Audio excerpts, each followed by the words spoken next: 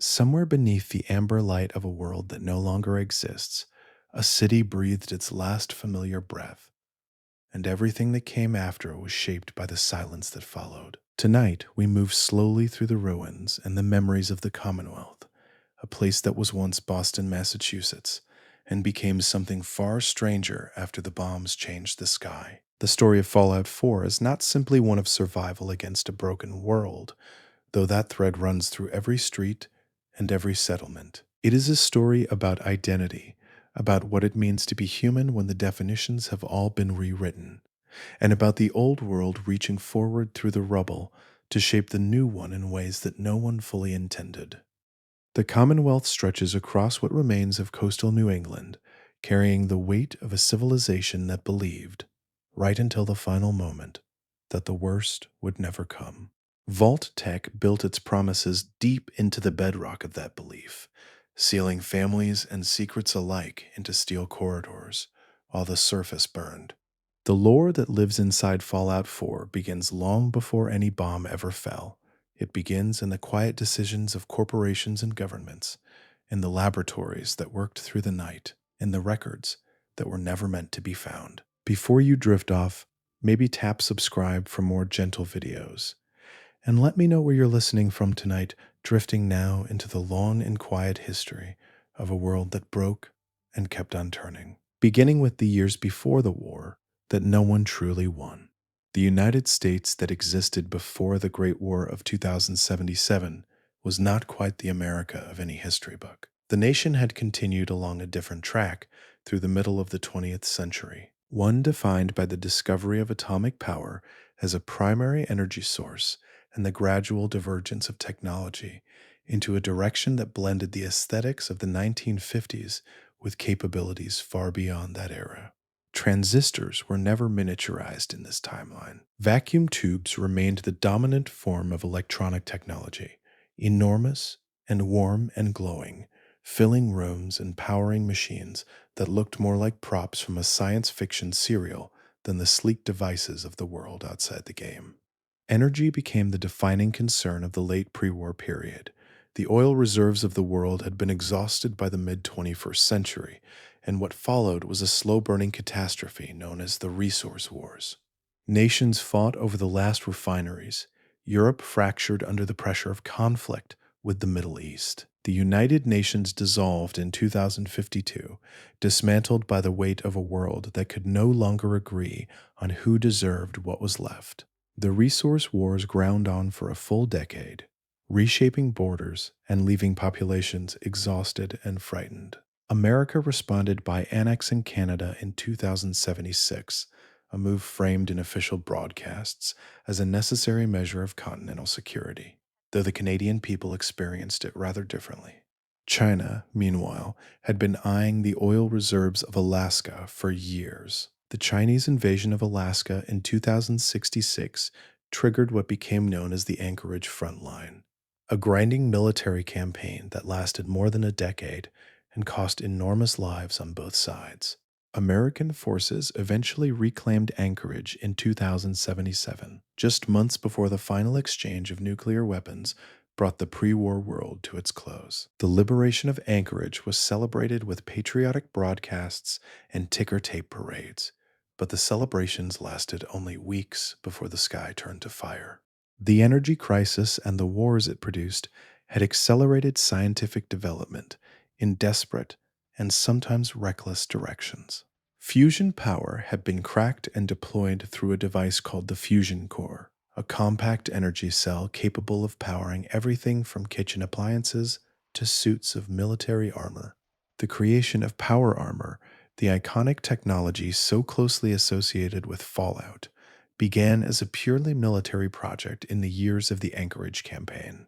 Early power armor models were enormous, slow, and required an operator to stand inside a fusion-powered chassis rather than wearing it in any conventional sense. It was military hardware before it was survival gear, and it changed the nature of ground warfare completely.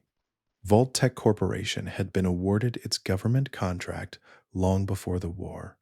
The official story was straightforward. Vault-Tec would design and construct a network of underground shelters. each capable of sustaining several hundred people for an indefinite period, allowing American citizens to survive a nuclear exchange and emerge to rebuild afterward.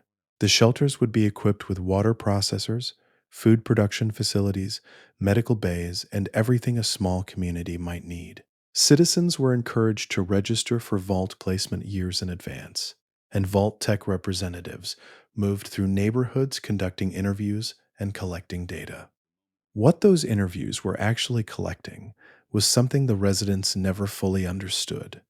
Vault-Tec was not simply building shelters.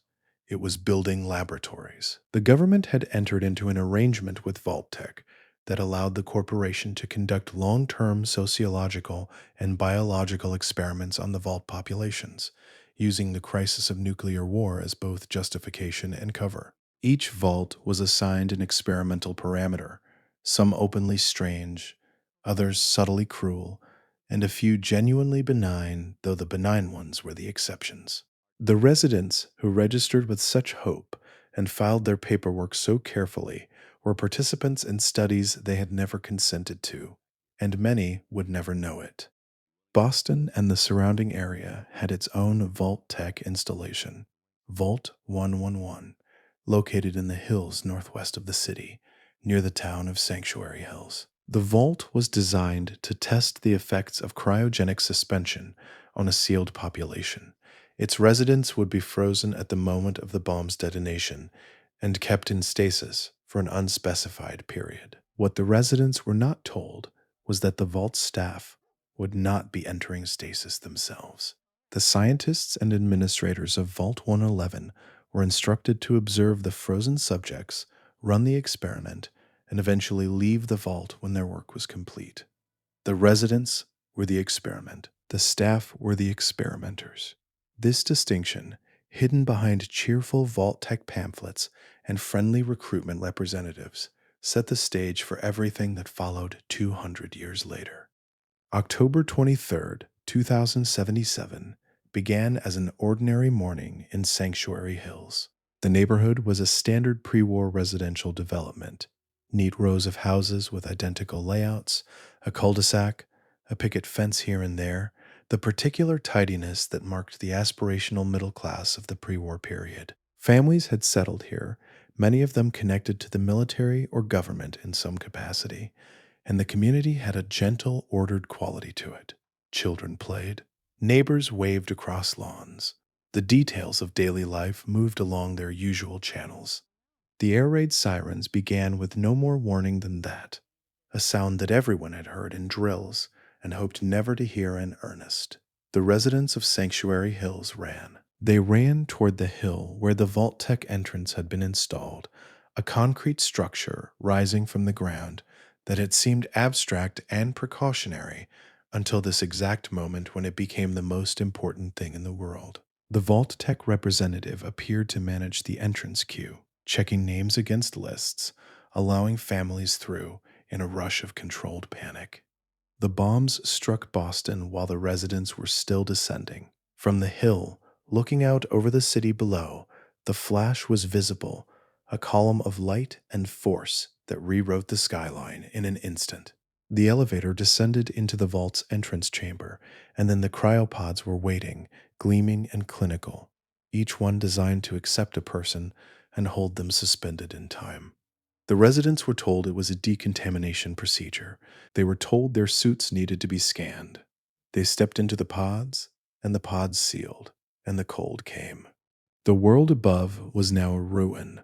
209 years would pass before the protagonist of Fallout 4, the player character known in the community as the sole survivor, would open their eyes again. No single organization shapes the Commonwealth more quietly or more completely than the Institute. By the time the sole survivor emerges from Vault 111, the Institute has existed in some form for over a century, operating in secrecy from a location that no surface dweller has been able to identify.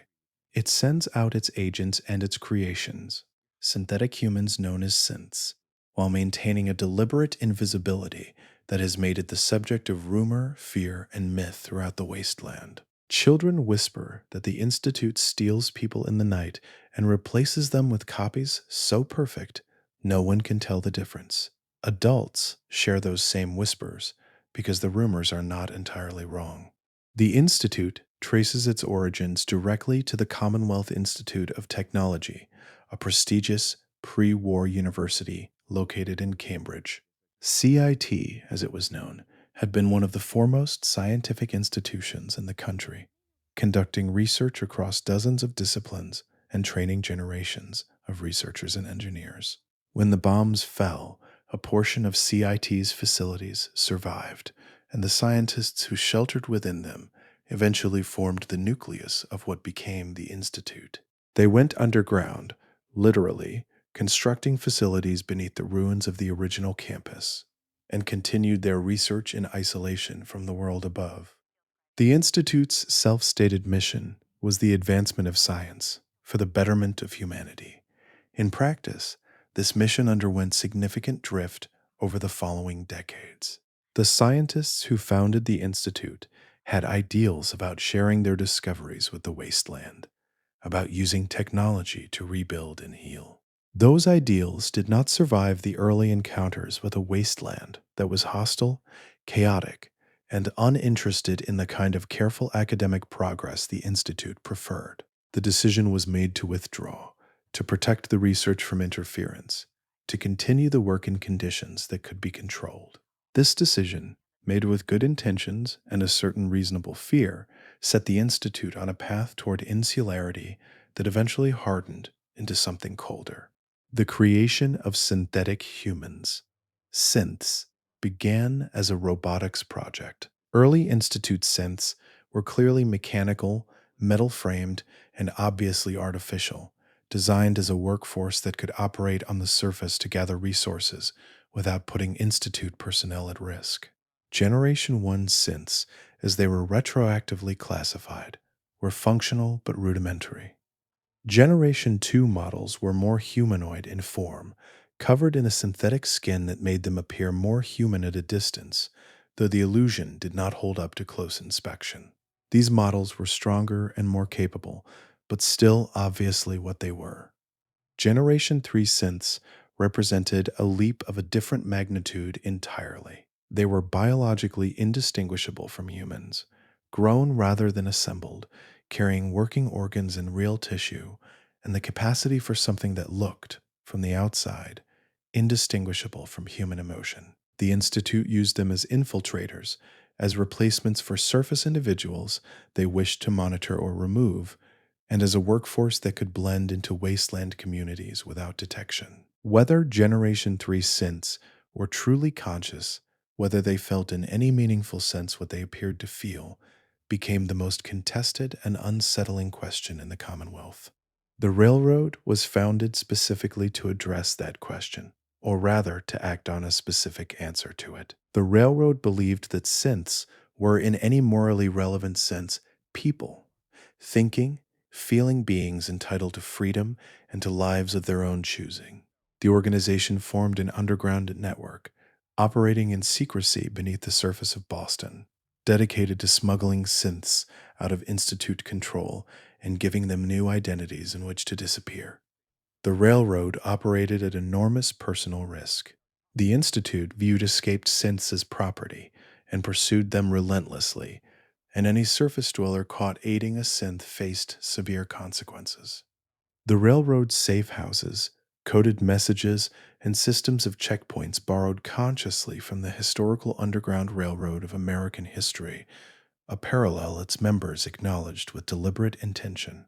The Institute's internal structure was divided into 4 main divisions: bioscience, responsible for food production, and biological research, including the creation of synths; robotics, developing mechanical systems and improving synth architecture; SRB, the Synth Retention Bureau, responsible for hunting escaped synths and maintaining Institute's security; and advanced systems, working on the Institute's most ambitious long-term projects. Each division operated with a degree of autonomy, but reported ultimately to the director, the Institute's leader, whose identity was one of its most closely guarded secrets.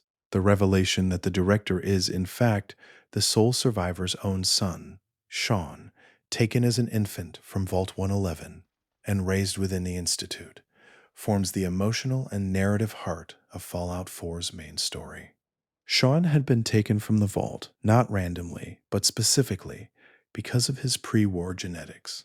The Institute was interested in pre-war DNA uncorrupted by 2 centuries of post-war radiation and mutation, and the infant Sean represented a pristine genetic source. He was raised within the Institute, educated there, and eventually rose to lead it, becoming director at a time when the organization's fundamental direction had already been set.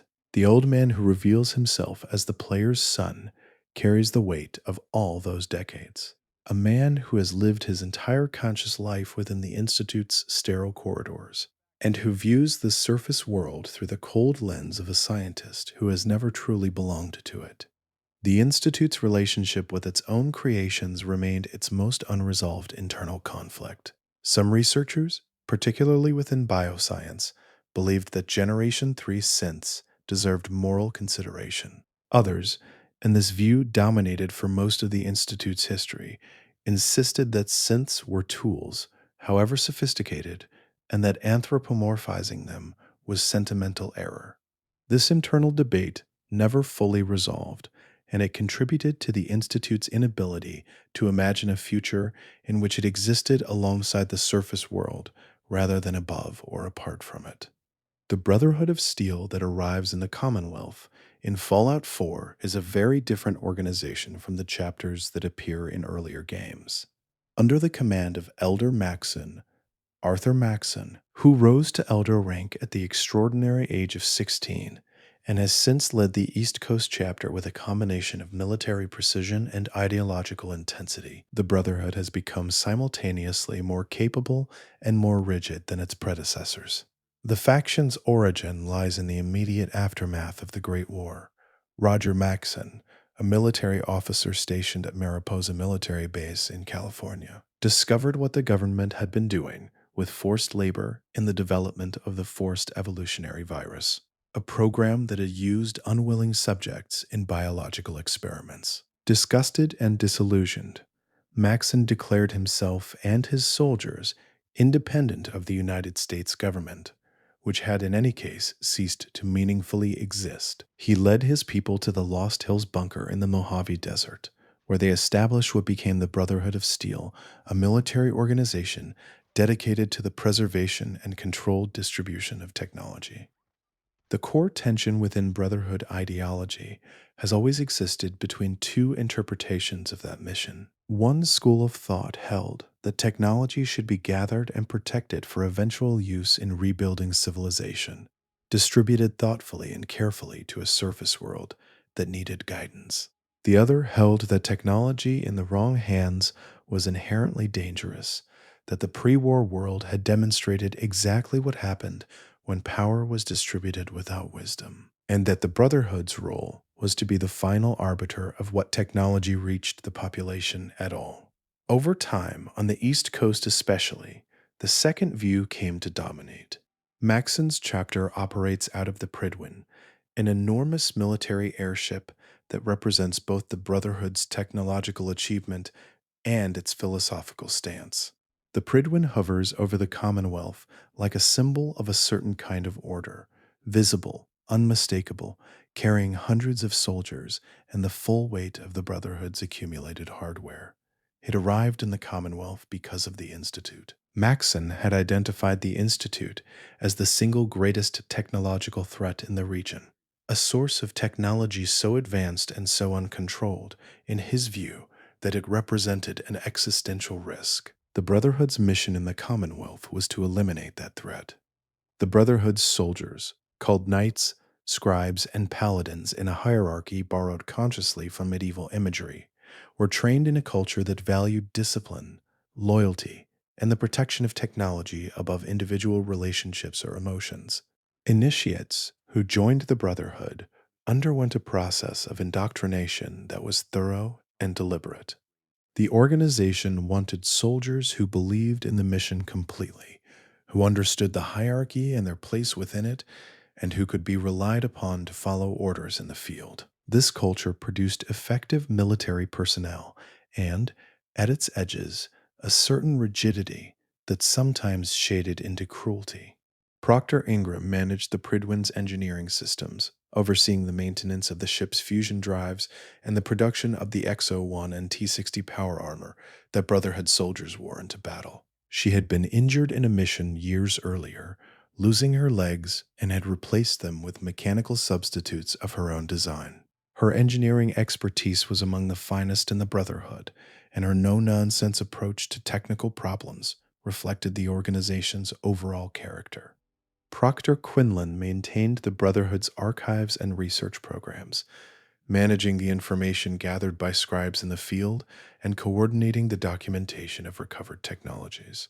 The Brotherhood was meticulous about records. Every piece of technology recovered was cataloged, analyzed, and either incorporated into Brotherhood use or locked away. And the archive that Quinlan managed represented the accumulated knowledge of the East Coast chapter's operations over decades. Paladin Dance, who becomes an important companion character in Fallout 4, carried the Brotherhood's ideals with a sincerity that reflected both his genuine belief in the organization and his complicated personal history. Dance had grown up in the ruins of DC, surviving through the wastes before finding a sense of purpose and belonging in the Brotherhood's structure. His loyalty was deep and had been tested. The revelation late in the game that Dance is himself a synth, a fact he was entirely unaware of, became one of the most emotionally resonant moments in Fallout 4's narrative, forcing the player and the character both to confront what it means when a person who genuinely believes in something finds out that the organization he believes in would have him destroyed for what he is. The Commonwealth Minutemen had once been something like a functioning defense force for the scattered settlements of post-war Massachusetts. They operated on the principle that the communities of the wasteland were stronger together than apart, that a network of armed volunteers who could respond to threats anywhere in the region would provide a kind of security that no single settlement could maintain alone. At their height, the Minutemen had defended dozens of communities and kept the peace across a significant portion of the Commonwealth. At their lowest point, which is where the player first encounters them, they are a handful of exhausted survivors making a last stand in a museum in Concord. The collapse of the Minutemen came from multiple directions simultaneously. Raider activity increased. Synth incursions from the Institute divided communities and created the kind of mutual suspicion that made cooperation impossible. Key Minutemen leadership was killed or driven off. The castle, the organization's fortified headquarters at the former Fort Independence in the harbor, fell to a devastating attack by a creature the survivors describe only as the Mirrorlurk Queen, a massive crustacean mutant that had nested in the tunnels beneath the fortress. The fall of the castle was both a tactical and symbolic disaster from which the Minutemen never recovered until the player arrives. Preston Garvey, who the player meets in Concord, is one of the last Minutemen still functioning as one. He carries the weight of that collapse with a quiet persistence that has not quite curdled into bitterness, though it is clear he has watched everything he believed in fall apart. His commitment to rebuilding the Minutemen from nothing is genuine rather than performed, and his care for the specific people in his group, the settlers and civilians who depend on him, grounds his larger idealism in something immediate and real.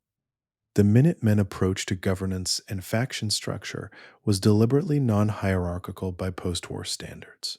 There was a general, a role the player can assume, but the Minutemen's effective leadership was distributed. Individual communities maintained their own decision-making authority. The Minutemen provided assistance and protection without demanding political submission. This philosophy stood in direct contrast to the Brotherhood's top-down command structure and the Institute's complete centralization of authority, and it reflected a different theory about how civilization might rebuild itself, not through control, but through networks of mutual support. Sanctuary Hills, the neighborhood where the sole survivor had lived before the war, became the first and most important settlement in any Minutemen playthrough. The location carried a particular resonance. The player was returning to the ruins of their own home, building something new from the remains of the life they had lost. The settlement mechanics that Fallout 4 introduced as a major gameplay feature were narratively justified through the Minutemen storyline, giving the work of building water purifiers and planting crops and constructing walls a context that connected personal history to broader purpose. The railroad operated in the spaces between other factions' attention. It had no airship, no fortress, no ideological monument visible to the Commonwealth sky. It existed in coded messages chalked on building walls, in safe houses disguised as ordinary ruins, in the careful relationships between agents who often did not know each other's real names. Its headquarters, the Old North Church in the ruins of Boston, was accessed through a puzzle that required following the Freedom Trail, a historical walking path that had existed in pre-war Boston and now served as a guide for synths and their allies seeking safety.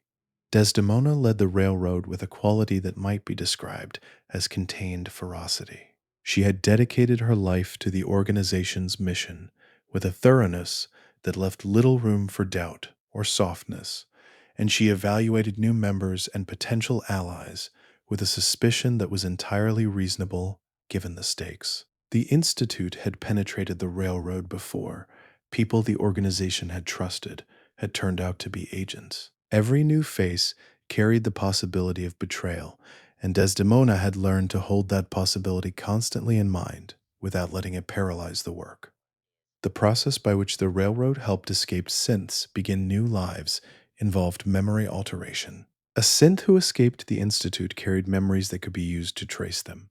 Memories of Institute locations, of people they had known there, of their own identity as a synth. These memories had to go.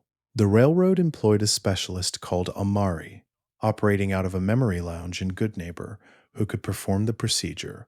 The synth would emerge with a new identity, a new set of memories that covered the old ones, and a new name. They would, ideally, be able to live a surface life without ever being found. Whether the synths who received new memories were the same people they had been before was a question the railroad did not spend much time on publicly, because there was nothing to be done about it. Practically, the railroad believed that the life the synth could build with a new identity was preferable to the alternative. Philosophically, the question of whether erasing memories constituted a form of death and what relationship the new identity bore to the old one echoed the larger questions the game raised about consciousness and personhood throughout.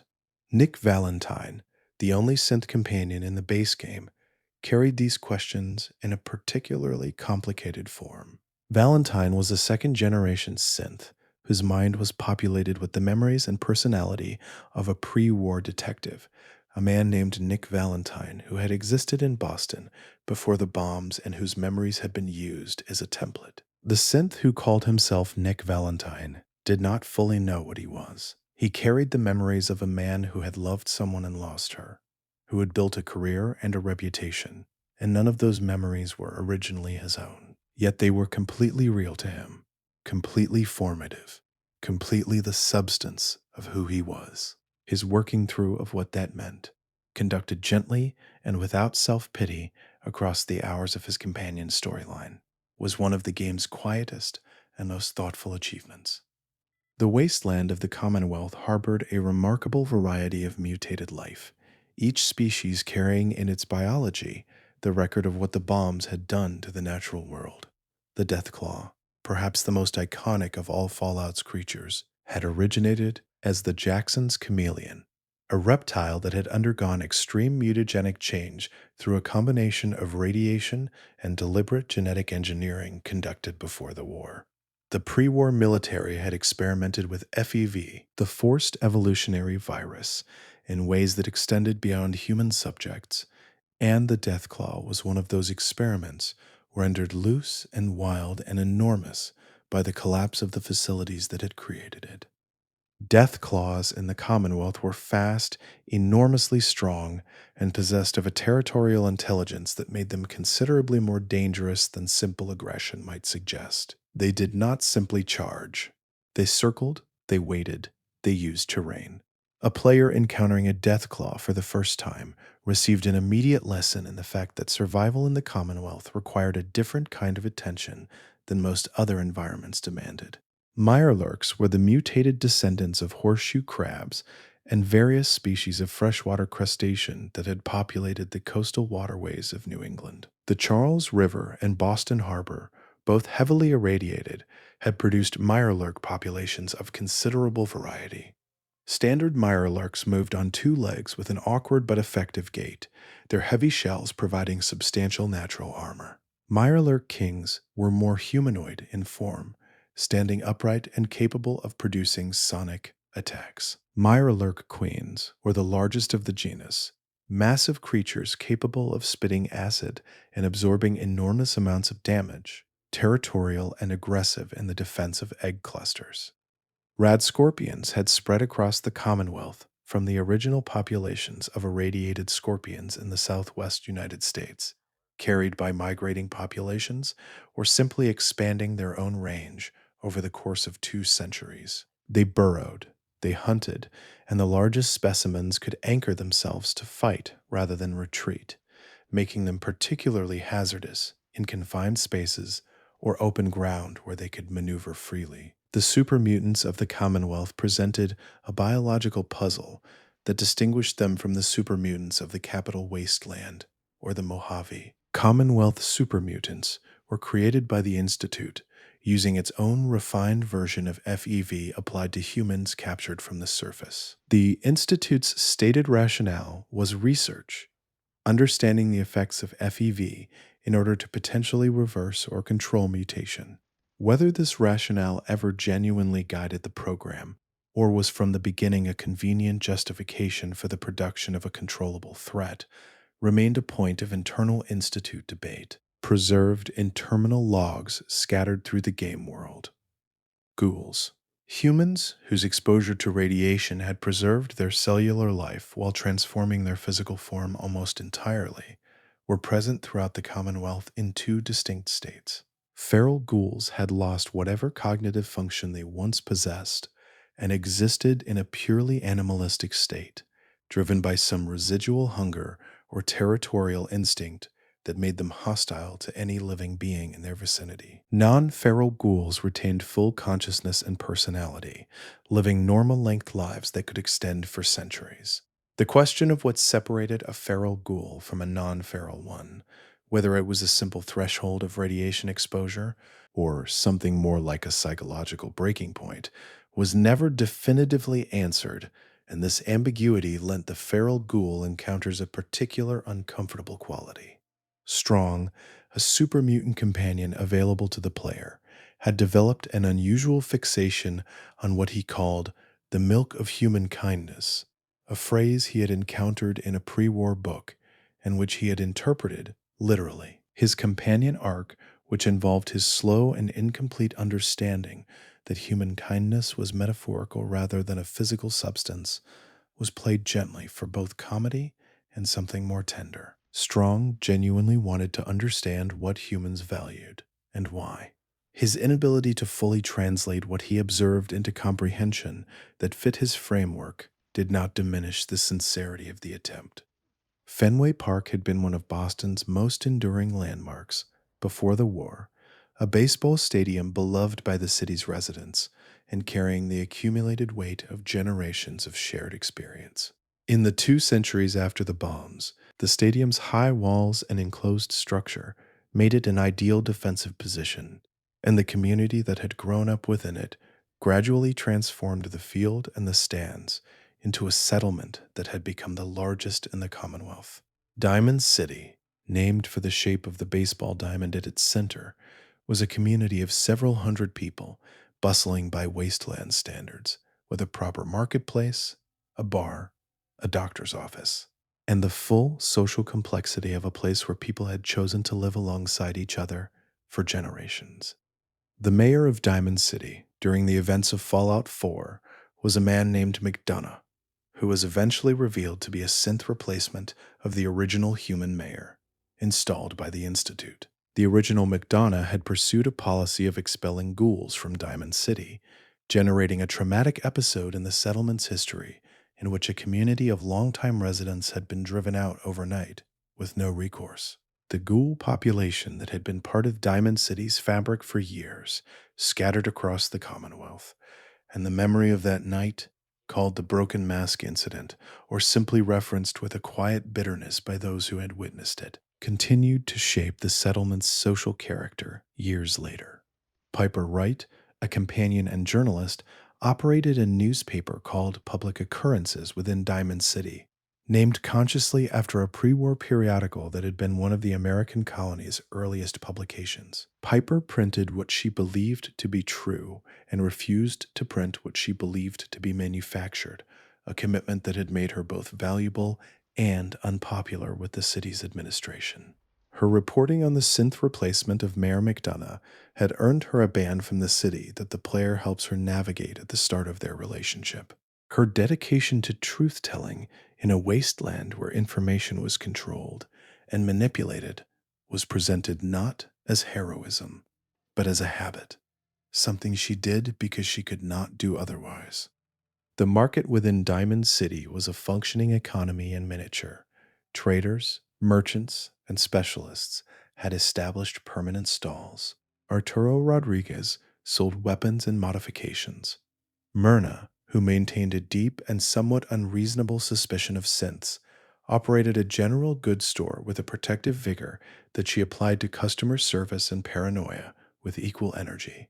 The memory den was run by Amari, the neuroscientist who worked with the railroad, whose services extended to paying customers who wanted to relive or examine specific memories. These details, the specific characters and their specific preoccupations, gave Diamond City its texture, the quality of a place that had been lived in long enough to develop its own particular flavors. Where Diamond City aspired to order and stability, Good Neighbor had organized itself around a different principle: freedom in the chaotic and expensive and sometimes dangerous form that freedom takes when it is not managed at all. Located in the ruins of a neighborhood called Skole Square, Good Neighbor was a settlement built by and for people who could not or would not conform to Diamond City's standards of behavior: criminals, ghouls, outcasts, synths passing as humans, and anyone else who needed a place that would not ask too many questions. John Hancock, a ghoul who had taken the name of a Massachusetts founding father and dressed in Revolutionary-era colonial attire as a gesture that was simultaneously historical homage and deliberate provocation, served as Good Neighbor's mayor. Hancock had taken office years earlier through a method that could charitably be described as a coup, removing the previous leadership when it had become corrupt and violent beyond tolerance. His approach to governance reflected his personality, reactive rather than structured, caring in specific ways about specific people while maintaining a studied indifference to the broader philosophical implications of his position. Hancock had become a ghoul through deliberate choice, taking an experimental chemical compound whose radiation content triggered the ghoulification process, rather than through accidental exposure, a fact he wore with the same uncomplicated ownership he applied to everything about himself. His companion arc explored his relationship with mortality in a particularly interesting way. Ghouls who did not go feral could live indefinitely, and Hancock had been alive for long enough that the question of what he was doing with all that time had begun to press against him in ways he preferred not to examine directly. The memory den, which served as the railroad's contact point for memory procedures, was ostensibly a commercial establishment offering paid access to stored memories, a form of entertainment and emotional tourism that was popular enough to sustain the business. Patrons could experience other people's memories or have their own stored and revisited. The establishment occupied the same building as the railroad's clandestine activities, a useful cover that Desdemona had recognized as providing a reason for unusual visitors to come and go without suspicion. Magnolia, a synth entertainer who performed in the third rail, the bar beneath Good Neighbor, occupied a social position that was characteristic of how Good Neighbor functioned. She was known to be a synth. This was not a secret, she maintained, and her presence in a settlement that accepted her without disturbance reflected the settlement's governing philosophy. What she was mattered less than what she did. She sang, people listened, and the arrangement was satisfactory to everyone involved. Her songs, drawn from a pre-war tradition of torch ballads and jazz-inflected American music, carried a weight of loss that was appropriate to the world she inhabited. The island of Far Harbor, accessible through the first major expansion of Fallout 4, lay off the coast of Maine in waters heavy with fog, and radiation that made most of the island inhospitable was not distributed evenly. It concentrated in certain areas, particularly around a nuclear submarine base. And the Children of Atom, a religious organization that revered nuclear radiation as the divine expression of their deity, had established their primary settlement in the most heavily irradiated zone on the island. The Children of Atom had existed in the Fallout universe since Fallout 3, where they worshipped at the site of an atomic bomb crater in Megaton. The version encountered in Far Harbor had developed further theology, a mythology that framed exposure to radiation as spiritual communion, that saw the division of matter into energy as a sacred process reflecting the will of Adam, and that understood death from radiation not as tragedy, but as a form of transcendence, a division into the infinite, a becoming part of Adam that was the highest possible destiny. High Confessor Tectus led the Far Harbor community with an intensity that bordered on fanaticism. His theology was stricter, his expectations more demanding, and his relationship with outsiders more hostile than the children of Adam, as they had been previously represented. He harbored a particular hostility toward Far Harbor's human settlement that had developed over years of territorial conflict and mutual fear. The complexity of the Far Harbor expansion lay in how it placed the player between communities, each of which had legitimate grievances against the others, and none of which had entirely clean hands in the history of the conflict. Dima, a prototype synth of unusual age and sophistication who had been present on the island for decades, held the island's most consequential secrets, including a past action that had directly caused tragedy, the details of which the player could uncover and choose how to respond to. Dima was an early generation of what would eventually become the Gen 3 synth line, created at a time when the Institute's synthetic human program was still developing its methods. He had memories of Nick Valentine, the two having been created around the same time from similar templates. The complexity of his consciousness and moral culpability was one of the expansion's most careful achievements. The Glowing Sea was the name given to the most heavily irradiated region of the Commonwealth, the Southwest Zone, which had taken a direct nuclear strike and had never recovered in the centuries since. The landscape there was bleached and cracked, the sky permanently yellowish with radiation, the ground itself a source of constant exposure that made the area essentially uninhabitable without heavy protective gear or the natural radiation resistance of ghouls and certain mutated creatures. At the center of the Glowing Sea, a small community of Children of Atom had established an underground settlement near a crashed aircraft and various pre-war structures.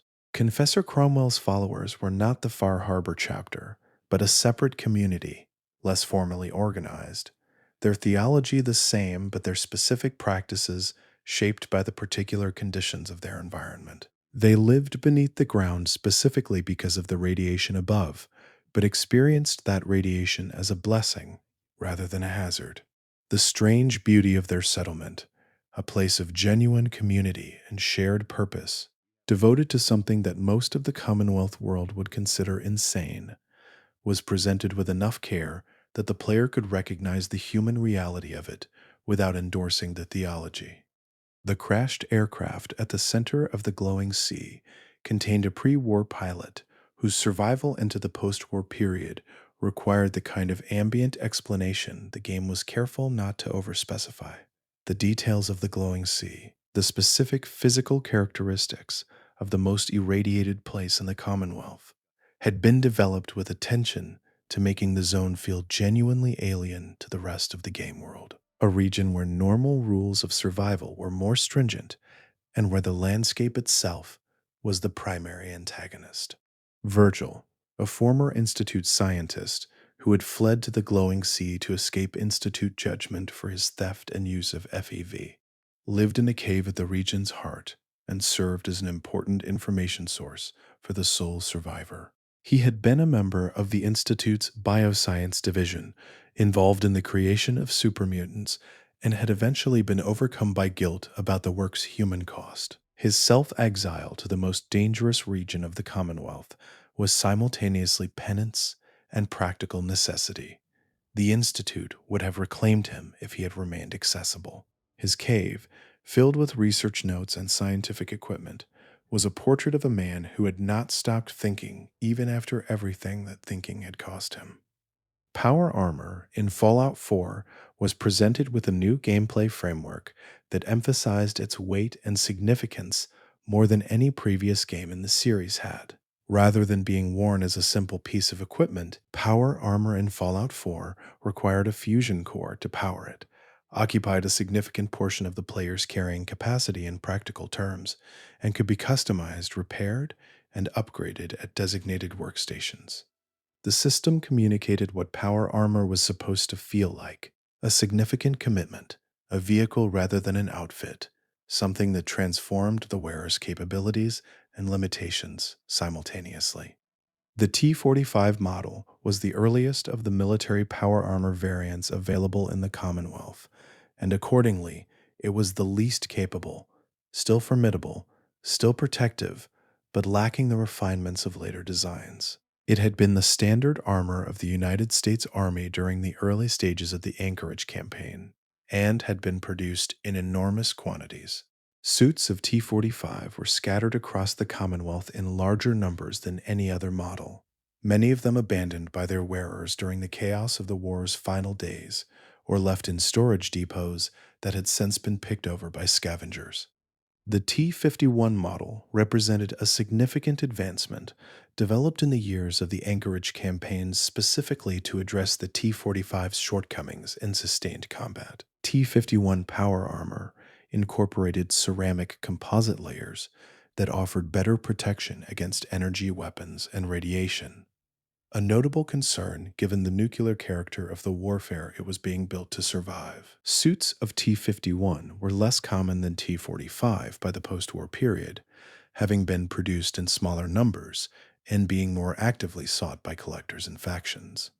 The T-60 model had been developed in the years immediately before the war, representing the most advanced pre-war power armor design that reached mass production. The Brotherhood of Steel used T-60 as their standard equipment, having recovered and maintained large quantities of it through decades of careful custodianship. The design was recognizably descended from earlier models, but incorporated numerous refinements that made it clearly the pinnacle of pre-war armor engineering.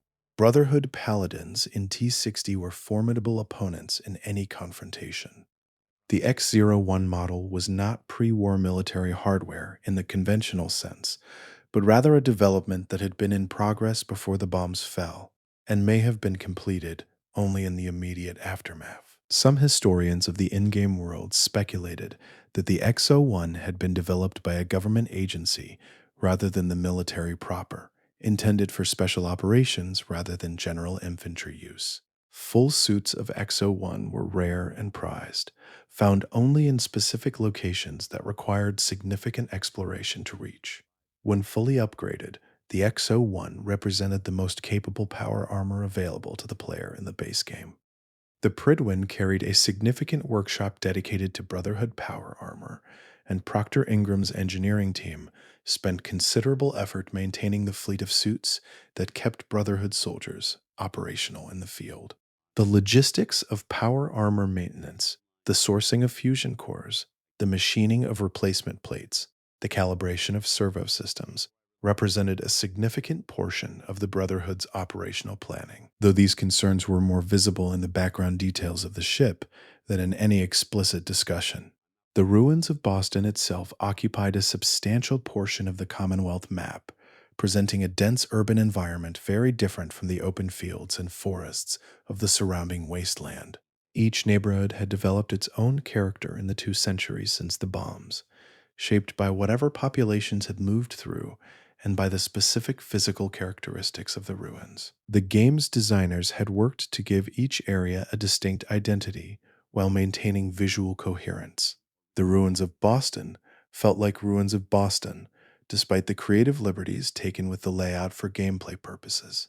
Back Bay and the Copley Square area, home to the Diamond City settlement at Fenway Park, also contained the ruins of what had been prestigious pre-war architecture: high-rises, civic buildings, cultural institutions. The bombed-out remains of the Boston Public Library contained terminals that still held catalog records, books on shelves that had survived the structural damage, and the ghost of a building that had been built specifically to make knowledge accessible. Raiders had moved through and left their marks.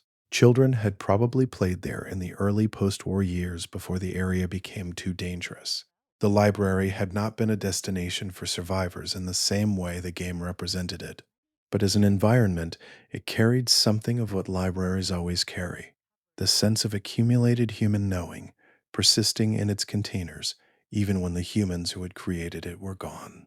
Cambridge was occupied in large part by a Brotherhood of Steel forward operating base centered on the ruins of Cambridge Police Station. Ad Victoriam, the Brotherhood's rallying cry, echoed in the radio transmissions that drew the player toward the station in the early game. Paladin Dance's field team had been stranded in Cambridge, their supply lines cut, maintaining a precarious position against constant pressure from ghouls and other threats. The Cambridge area also contained the ruins of MIT, the Commonwealth Institute of Technology, which served as the entrance to the institute itself, accessible through a teleportation device that connected the surface ruins to the underground facility. Charlestown was dominated by the Bunker Hill Trade Settlement, a large caravan hub located at the base of the historic Bunker Hill Monument, the tall obelisk that had commemorated the Revolutionary War battle on that site. Bunker Hill functioned as a neutral trading post that maintained its neutrality through a pragmatic combination of capability and policy. The settlement was well defended, its services were valuable to multiple factions, and its operators had cultivated the relationships necessary to keep each powerful group from concluding that taking the settlement was worth the cost. The monument itself was visible from much of the surrounding area, the obelisk's distinctive profile serving as a navigational landmark in a landscape where many previous landmarks had been reduced to rubble. The area around Park Street Station, Diamond City's underground line, connected to the city's pre-war subway system, much of which remained passable in the post-war period. Feral ghouls had colonized the tunnels extensively, as they had throughout the urban underground. The subway tunnels of Boston in Fallout 4 served both as navigational shortcuts for the player and as atmospheric environments that communicated the speed with which the pre-war world had become inaccessible. Trains frozen at platforms, turnstile mechanisms still functional by some quirk of pre-war durability, tiles bearing route maps to stations that were now either destroyed or entirely transformed in purpose. One of the most consistent and carefully developed themes in Fallout 4 was the relationship between the present wasteland and the pre-war world that it was built upon. This was not simply nostalgia or aesthetic choice, though it operated through both. The pre-war world in Fallout 4 was directly accessible to the protagonist in a way it had not been in earlier games. The sole survivor had lived in it, had memories of it, had a son who had been taken from it. The ruins were not historical artifacts to them. They were personal ruins, the remains of a specific life. The holotapes that the player could find scattered throughout the Commonwealth frequently contained the voices of people who had died in the bombs, left behind in recordings made for reasons entirely unrelated to their status as historical documents. A mother had recorded a birthday message for a child she expected to see again. An executive had left instructions for a business meeting that no one would ever attend. A scientist had made notes about a research direction that events had overtaken before any conclusion could be reached. These recordings were not dramatic in themselves. They were fragments of ordinary life that derived their power entirely from the context of where they were found and what had happened after they were made. The sole survivor's own memories, accessible through the opening sequence set in the pre-war neighborhood, established a baseline against which everything the player subsequently encountered could be measured. The player had seen Sanctuary Hills when it was a neighborhood. They had heard the radio playing music that was cheerful and domestic. They had watched their partner and held their child.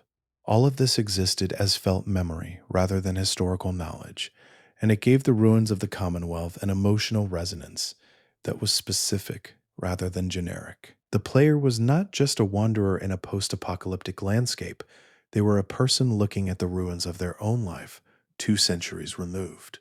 Codsworth, the sole survivor's pre-war Mr. Handy robot, had remained at the house in Sanctuary Hills for 210 years, maintaining the property as best he could, and waiting for a family that he had no way of knowing was either dead or frozen in a vault nearby. His condition when the player first encountered him, damaged but functional, emotionally intact in the particular way that robots in Fallout managed emotion, unchanged in his essential purpose, was one of the game's most affecting opening encounters. He remembered the family. He remembered the house when it was a home. He had been waiting, and now someone he remembered had returned, and the waiting was over, except that everything he had been waiting to return to had already been gone for 2 centuries. Fallout 4's main narrative resolved through one of 4 possible faction endings, each representing a fundamentally different answer to the questions the game had raised about the Commonwealth's future. These were not simply good and evil choices. Each faction ending carried genuine costs alongside its benefits, and the game was careful to represent the losses of each path as genuinely loss. The Brotherhood of Steel ending required the player to assist Maxon's forces in the construction and deployment of a massive weapon called Liberty Prime, a pre-war military robot retrieved from storage in DC and transported to the Commonwealth. Enormously capable and deeply symbolic of the Brotherhood's preference for overwhelming force as a solution to overwhelming problems. Liberty Prime attacked the Institute through the Charles River, and the Brotherhood's follow-up forces completed the operation. The Institute was destroyed utterly. Synths caught inside were not distinguished from the humans who had created them. The Commonwealth gained a powerful military presence that was committed to order and to controlled distribution of technology, which offered security at the cost of autonomy. The railroad ending required the player to oppose the Brotherhood and find a way to destroy the Institute from within, while also making it possible for the synths inside to escape before the destruction occurred. The Institute was still gone, but the synths who had survived were free, dispersed across the Commonwealth with new identities, beginning the lives the railroad had always worked to give them. The ending was quieter than the Brotherhood's, less dramatically visible in its victory, but in terms of what it achieved for the beings the railroad had always cared about, it was complete. The Institute ending required the player to take the director's position upon Sean's death and use it to reform the Institute from within, or, in the version that completed the main quest as written, to use the Institute's capabilities to power up the Commonwealth's infrastructure through reactor sabotage of rivals. The Institute remained. The player became its leader, and the fate of the organization depended on whatever the player decided to do with the power. This was the ending with the most ambiguous moral character, because it assumed that an institution shaped by generations of cold-blooded experimentation could be reformed by a single new leader, a premise that the game's own evidence complicated. The Minutemen ending was the most unusual mechanically because it required no specific faction alliance, only sufficient development of the Minutemen as a functional organization. Through this path, the player could use the Minutemen to assault the Institute directly, destroying it through a more straightforward military operation. This ending, accessible independently of all other factions, demonstrated the game's commitment to the Minutemen as a genuinely viable path and gave their story the weight it deserved. The Commonwealth got no powerful external guardian, no surviving technological superpower, only its own communities, more organized and better connected, learning to defend themselves and each other. Fallout 4 populated its wasteland with children in a way that gave them specific histories and specific futures in ways that were important to the lore rather than incidental. The children of Diamond City grew up within the stadium's walls, knowing the settlement as home without the context of knowing what it had been before. The children of settlements like Sanctuary Hills, if the settlement was developed through the Minutemen storyline, grew up in a community that the player had built from nothing and that owed its existence to Try. The Covenant Settlement, a community that appeared initially to be an idealized pre-war enclave, pristine, well-organized, cheerfully staffed, contained a secret that complicated its presentation significantly. The settlement was operated by a private organization called SAFE, which had developed a psychological test called the SAFE test that was supposedly capable of identifying synths among human applicants. The test was scientifically dubious, the methodology cruel, and the facility that processed those who failed it was not a re-education center, but something considerably darker. The Covenant presented itself as a community devoted to protecting humanity from synth infiltration, but the methods it used had long since crossed whatever line might have justified the original intention. The Vault-81 questline involved a vault that had been designed to experiment with disease and viral modification on its inhabitants, a program that had been subverted by a single conscientious scientist who had reprogrammed the experimental delivery system to administer vaccines rather than test compounds. The Vault had survived and developed normally as a result of this interference, its population healthy, and the secret of what had been intended for them buried in the programming of a system they trusted. The moment when the Vault's current residents encountered the truth of their Vault's intended purpose, discovered through the player's investigation, was one of the game's quieter moral interrogations. The question of what was owed to people who had benefited from something done to them without their knowledge. Diamond City Radio broadcast throughout the Commonwealth on a frequency that any Pip-Boy could access, providing a continuous stream of pre-war music and cheerful commentary from its host, Travis Miles. Travis was, at the beginning of the game, almost paralyzingly anxious. His broadcasts were audibly uncomfortable, his voice tight with a nervousness that came through clearly even through the radiation-distorted signal. He was doing the job because someone needed to do it, not because he had any particular confidence in his ability to do it well. The companion questline associated with Travis involved helping him build confidence through a series of experiences designed to demonstrate that he was more capable than he believed himself to be. By the end of the questline, his broadcasts had changed, his voice was looser, his manner warmer, and the difference was specific and observable. He was still the same person. The music was the same pre-war songs about love and loss, and the ordinary beauty of a world that no longer existed. But the person presenting it was more present, and that made the music mean slightly more than it had. The music itself, the songs licensed from the 1940s through early 1960s, the soundtrack of the pre-war world, served multiple functions in Fallout 4 as in the entire series. It was tonal contrast, the brightness of the melodies against the decay of the environments. It was historical texture, suggesting the specific cultural character of the alternate America the game had constructed. And it was emotional weight.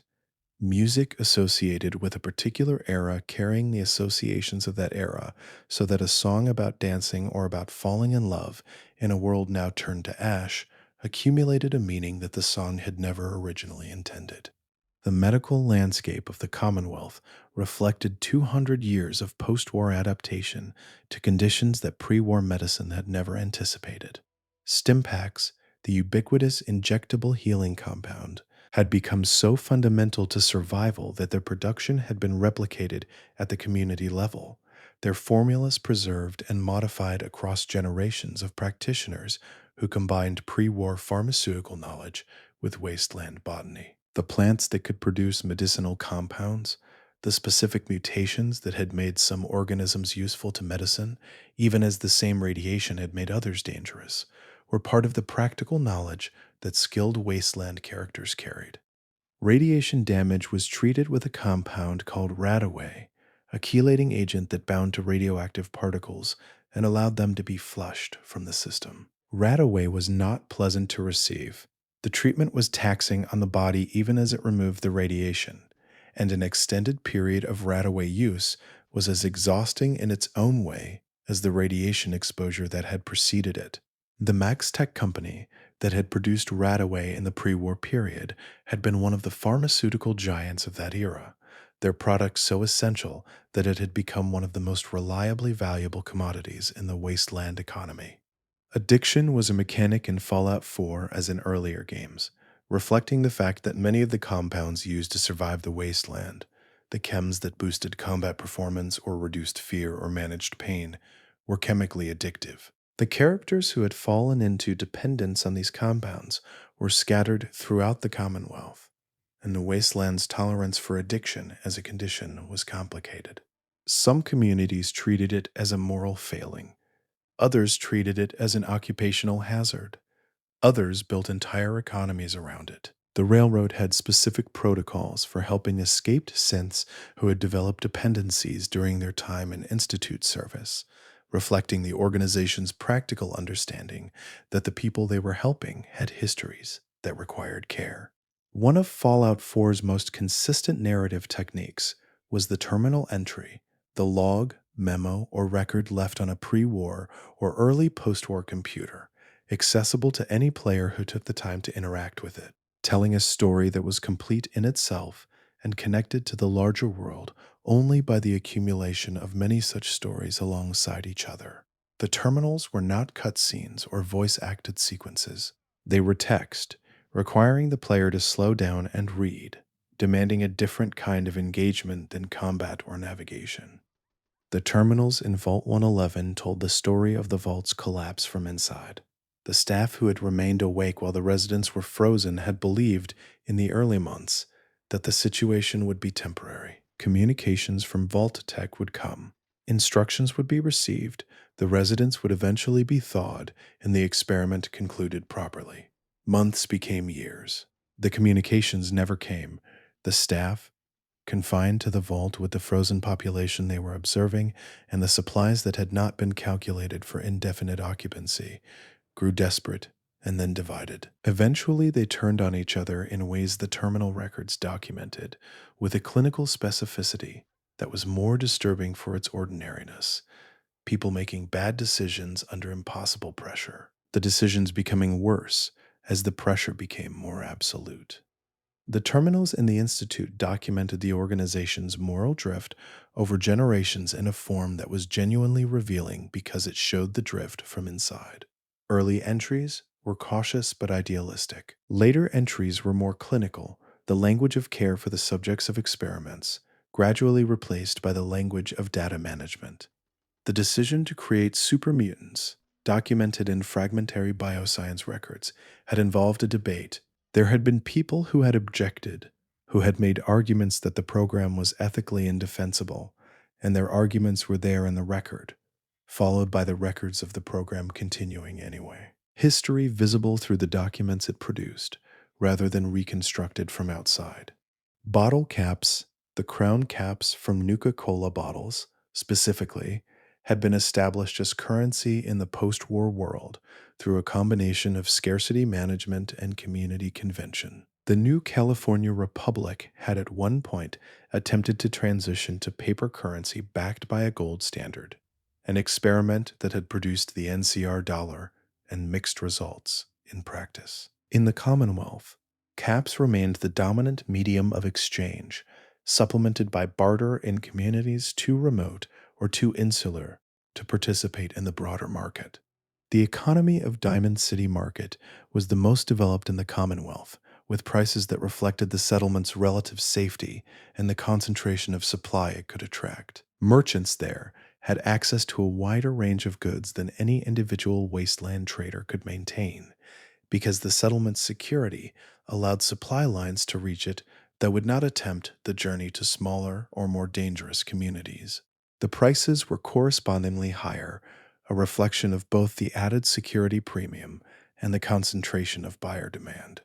The caravan companies that operated trade routes across the Commonwealth, particularly the Bunker Hill caravans, provided the connective tissue of the wasteland economy. Caravans moved goods between settlements, taking on risks that fixed merchants did not have to manage, earning margins that reflected those risks.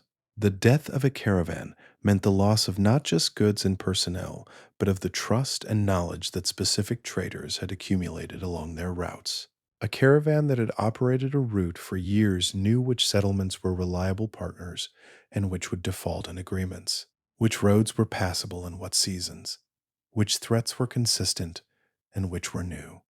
Junk, the thousands of pre-war items that littered the Commonwealth, had become a fundamental economic resource in a way that would have surprised the people who had originally manufactured it. Pre-war consumer goods contained the raw materials that post-war craftspeople needed: copper from plumbing, steel from appliances, fiber optics from electronics, and dozens of other materials that would have been commercially sourced in the pre-war period and now had to be recovered from the ruins. The economy of craft and repair that sustained wasteland life ran entirely on this reclaimed material, and the ability to recognize which pieces of junk contained which useful components was a genuine skill that experienced survivors valued. The Pip-Boy 3000 Mark IV was the standard issue personal information device given to residents of Vault 11N at intake. The device was a large, wrist-mounted computer that served as map, inventory manager, radio receiver, and a dozen other functions. Its design was entirely consistent with the pre-war aesthetic of the Fallout universe: chunky, built around vacuum tube technology, its screen green and glowing, its buttons chunky and designed to be operated by a gloved hand. It was clearly a product of the same engineering tradition that had produced everything else in the pre-war world, optimized for function over elegance, built to last rather than to delight. The Pip-Boy's mapping capability was particularly notable. It created a real-time map of the player's explorations, a capability that implied some significant sensor capacity and processing power, even if the display was rendered in a retro-visual language. The special system, which governed the player character's fundamental attributes of strength, perception, endurance, charisma, intelligence, agility, and luck, was displayed and managed through the Pip-Boy interface, as were the perk selections that modified how those attributes expressed in the world. The Pip-Boy was the formal language through which the player experienced their character's capabilities. In narrative terms, the Pip-Boy was also a record. It accumulated a log of the sole survivor's journey without ever presenting it explicitly: the explored areas of the map, the items collected and discarded, the characters whose names were entered into the address book, the quests accepted and completed or abandoned. The device that had been issued to a person entering a cryogenic vault was the same device that documented 210 years of post-thaw survival, its records a kind of accidental autobiography of the wasteland's most unusual resident. The Cambridge Polymer Labs were one of many pre-war scientific facilities that had survived in the Commonwealth's ruins, their equipment and research still accessible to anyone willing to work through the security measures and environmental hazards that 2 centuries had added to their already considerable challenges.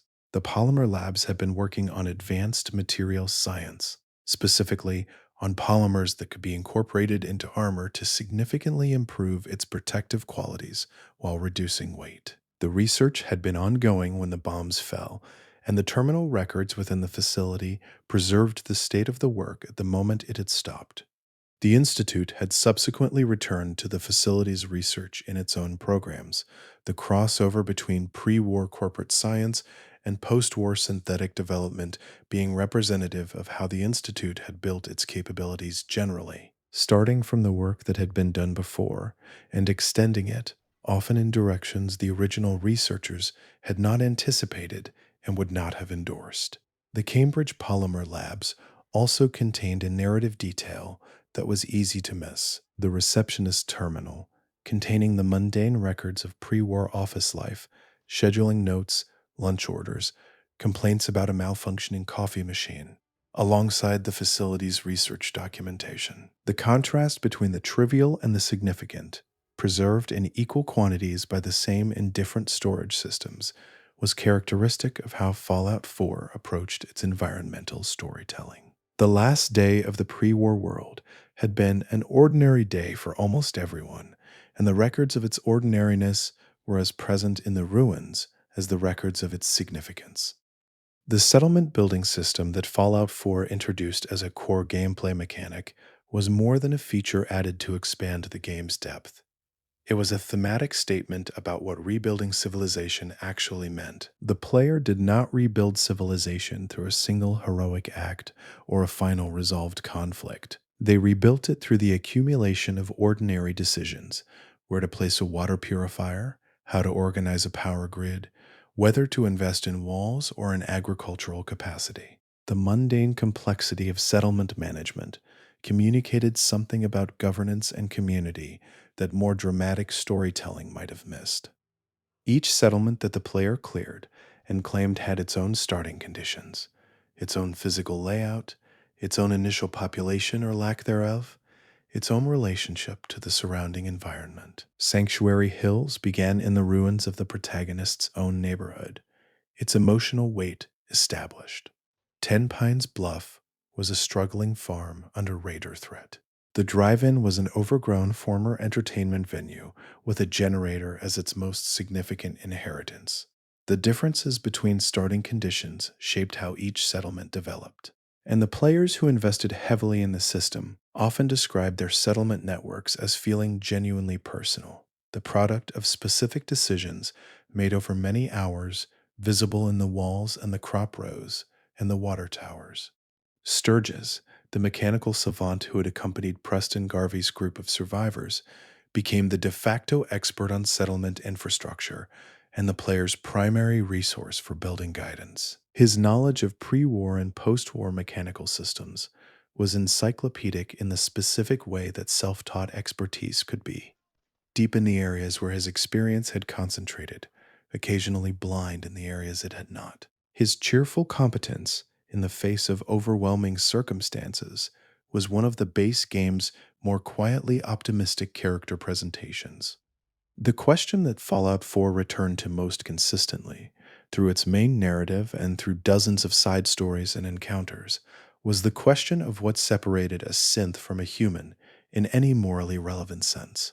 The game was careful not to answer this question definitively, not because it was avoiding a conclusion, but because the honest answer was that the question was not definitively answerable. Consciousness was not something that could be tested from outside with certainty. Memory and emotion, even if created rather than lived, functioned in ways that were indistinguishable from the memory and emotion of beings whose experiences were organically produced. The Synth Retention Bureau justified its work through a framework that treated synths as property, sophisticated property, but property nonetheless. Runaway synths were like escaped machines, and the Bureau's retrieval agents were like mechanics sent to recover hardware that had wandered off. This framework was internally consistent and had a certain clarity to it. It also required the people who worked within it to not think too carefully about certain observable facts, that the synths they were retrieving fled from capture, that the mechanisms of flight in living beings are generally connected to something that is worth calling fear, that beings which experience fear in order to preserve themselves are beings that have something to preserve. The Railroad's position that Generation 3 synths deserved to be treated as persons with the full moral weight that implied was harder to defend in the abstract because it required making claims about interiority that no one could fully verify. The Railroad's practical response to this epistemological difficulty was to note that the difficulty of certainty cut in both directions. If you could not be certain a being was conscious, and the cost of being wrong in the direction of assuming it was not conscious was that you treated a conscious being as an object, the moral calculation favored erring toward recognition. This was not a perfect argument. It was a reasonable one. The Institute's position evolved over time and across different members of its leadership. There had been Institute scientists who believed synths deserved moral consideration. There had been researchers who had worked to improve synth welfare from within the organization's constraints. These people existed in the terminal records, visible but without power, their concerns documented and overruled. The organization as a whole had moved toward a position of disregard, and the institutional inertia of that movement was what the player encountered when they arrived. 200 years of accumulated decisions hardened into policy. The sole survivor's journey through the Commonwealth, however it concluded, was shaped by the specific history of who they had been before the war. A parent, a partner, a person with a life, and what 210 years of frozen time had done to that identity. They had not aged, they had not experienced the intervening period. They had gone from the world of 2077 to a world that called itself 2287, with no transition between them except the cold of the pod and the hiss of it opening. The grief in Fallout 4 was one of the less examined aspects of its emotional architecture, but it was present throughout. The sole survivor had lost a spouse to murder, witnessed in the vault. They had lost a son to strangers who had used him as a research subject for decades. They had lost the world they knew in the most absolute sense possible. Not simply the people, but the context, the air, the assumption that the sun would rise on a city with traffic and radio stations, and shops with goods on the shelves. All of that was gone, and the replacement was a wasteland that asked the player to function within it competently. Despite this, the companions who accompanied the player through the Commonwealth were the immediate social world that replaced what had been lost. Each of them had their own relationship to the post-war world, their own history of loss and adaptation, and found purpose. Kate, a cage fighter with a history of addiction and abuse, had survived by becoming harder than the things that had hurt her. McCready, a former child mayor of a ghoul-only enclave, had grown into a mercenary with a sick son and a moral code he enforced inconsistently because perfect consistency was expensive, and he was not a wealthy man. Deacon, the railroad agent who constructed elaborate false identities and wore disguises that were sometimes transparent and sometimes not, had a history behind his habit of self-concealment that the companion questline revealed with careful timing. Each of these characters, and the others alongside them, had been built to be genuinely interesting rather than simply useful. Their presence added not just combat capability, but interpretive texture to the environments the player moved through. A companion's comment about a ruin, a reaction to a decision the player made, an expression of an opinion that conflicted with the player's assumption. These were the mechanisms through which the companions communicated that they were not just tools but characters, with inner lives that the game had taken seriously enough to write carefully. The Commonwealth continued to turn long after any particular story within it concluded. The settlements that the player had built continued to house their residents. The factions that had survived whatever ending the player had chosen continued to operate, shape policy, make decisions that would affect the people within their reach. The irradiated sky above Boston had the same particular quality it had always had, a brightness during the day that was not quite the brightness of a safe sun, a darkness at night into which the ruins gradually dissolved. The survivors who occupied this world were, each of them, the product of the same history that had produced the ruins they lived within. The bombs that had fallen 2 centuries earlier had been chosen, had been a decision made by people who had believed something about the situation that led them to that decision. The world that resulted from those decisions was what everyone who survived it had inherited, not chosen, not deserved, simply arrived in and then navigated as best could be managed. The lore of Fallout 4, taken in its entirety, was an extended meditation on that inheritance.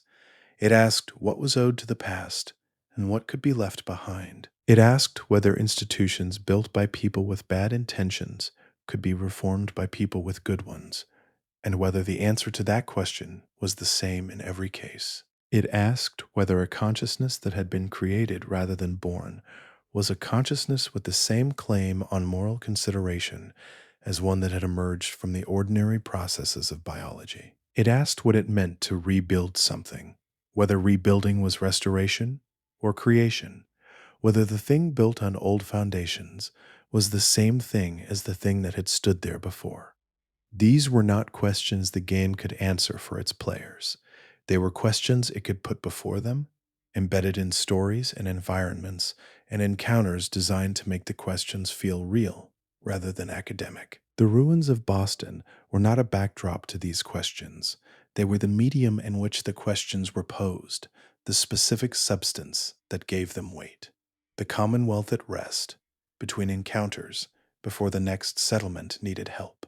In the moments when the player chose to stand in a particular spot and simply look at the world around them, had a quality of stillness that the game had designed carefully. The wind moved through the ruins.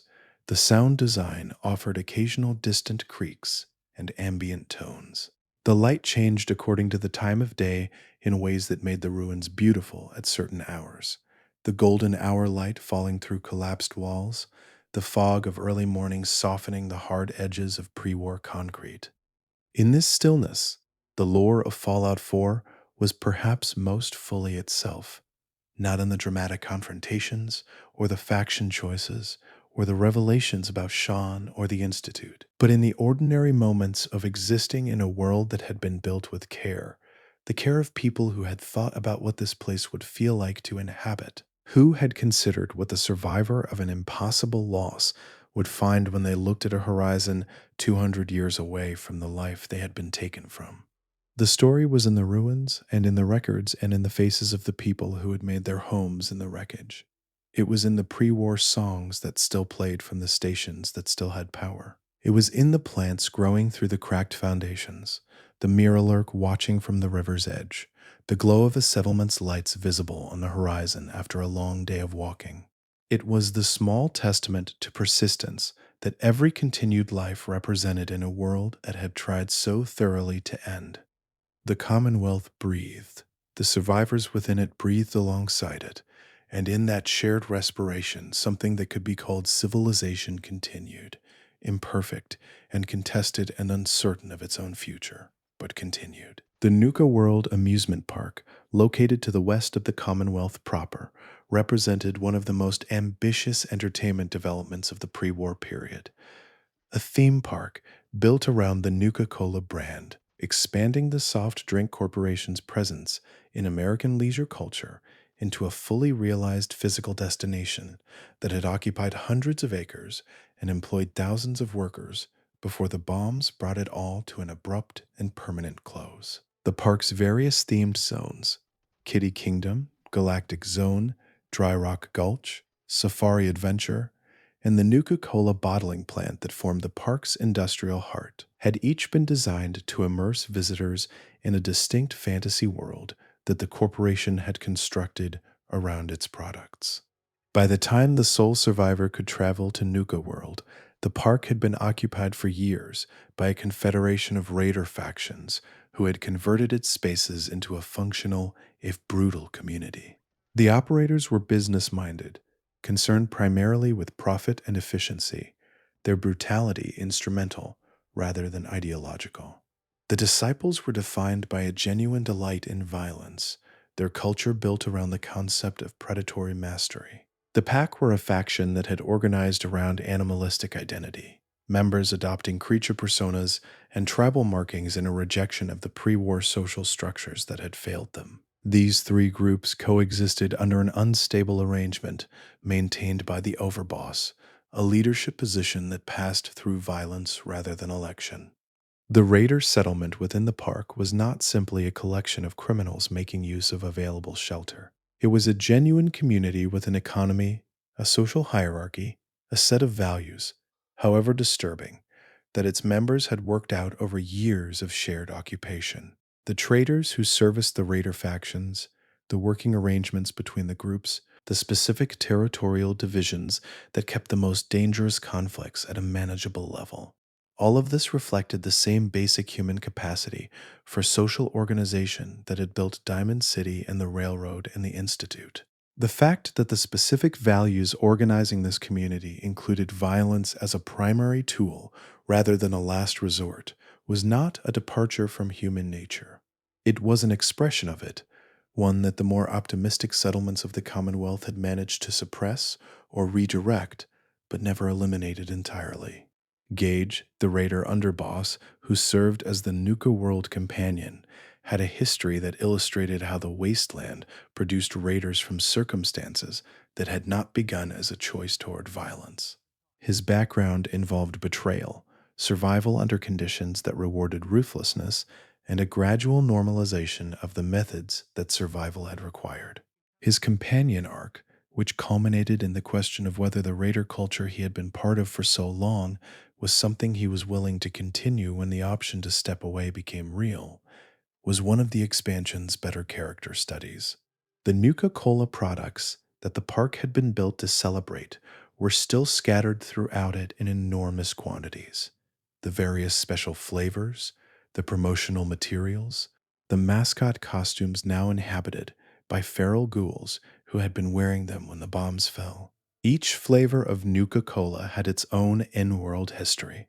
Nuka Cherry had been introduced as a summer seasonal and had become permanent due to overwhelming popularity. Nuka Quantum, the bioluminescent flavor that glowed blue from its reactor-derived additive, had been the corporation's flagship premium product. Nuka Dark, produced in collaboration with a rum manufacturer, had been the corporation's attempt to capture the adult beverage market without abandoning the Nuka brand. The park's pre-war history, recoverable through terminals and holotapes distributed across the zones, revealed a corporation that had been as complicated as any large pre-war enterprise. Creative and commercially successful and simultaneously careless about certain costs it externalized onto workers and neighbors. The chromatic themes of each zone had been the work of genuinely talented designers. The engineering of the park's rides and facilities had been accomplished by people proud of their work. The corporate decisions about labor conditions and safety standards were documented in a different register entirely. The language of cost-benefit analysis applied to human welfare in ways that the records preserved with inadvertent honesty. The robots that populated the Commonwealth were another inheritance from the pre-war world, built to specifications that had prioritized capability and durability, and had succeeded so thoroughly that many of them were still functional 2 centuries after their manufacturers had ceased to exist. Mr. Handy models, like Codsworth, had been marketed as domestic helpers, their cheerful personalities and multi-limb configuration designed to make them useful in household settings without being threatening. Their designers had been thoughtful enough about anthropomorphization to give them voices and mannerisms that felt genuinely personable, a quality that had made the models beloved before the war and that made the ones who survived the war into figures of genuine emotional resonance.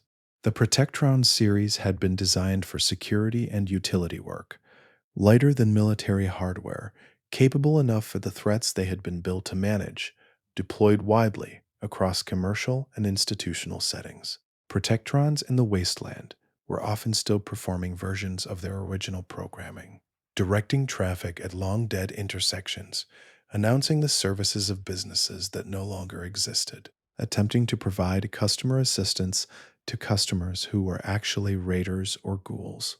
The persistence of their original directives, unchanged by circumstances that had made those directives completely meaningless, gave them a particular character that was simultaneously comic and quietly melancholy.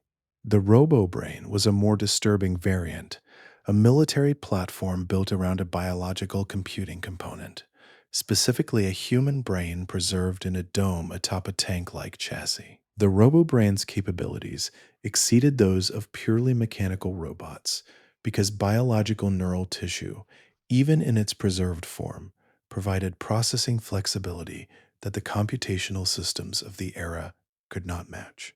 The ethical questions involved in the creation and operation of robo-brains had been present before the war. There were records of regulatory debates and legal challenges, but the pressures of wartime and the useful capabilities of the platform had won the argument every time. The Automatron expansion introduced the Mechanist, a character whose well-intentioned effort to protect the Commonwealth through robot deployment had gone wrong in a specific and instructive way. The robot's behavioral parameters had been misconfigured, their threat recognition systems directed at humans rather than human enemies, and the army that had been built to protect people was harming them instead. The mechanists reckoning with this outcome, genuine horror at what had happened, genuine responsibility for the conditions that had made it possible, was a cleaner version of the same story the Institute's history told across a much larger scale, the gap between intention and result, measured in the specific damage that gap produced.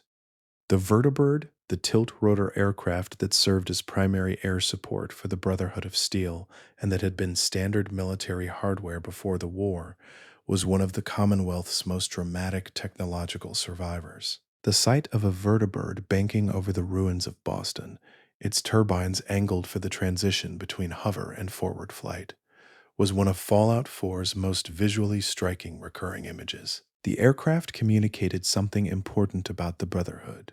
They were the only faction in the Commonwealth with functioning air power. And that power was an expression of the extraordinary maintenance capability they had built over generations of careful stewardship of pre-war military technology. The vertibird's pre-war history involved development through multiple generations of military contracts, each improving on the previous model's payload, range, and operational envelope.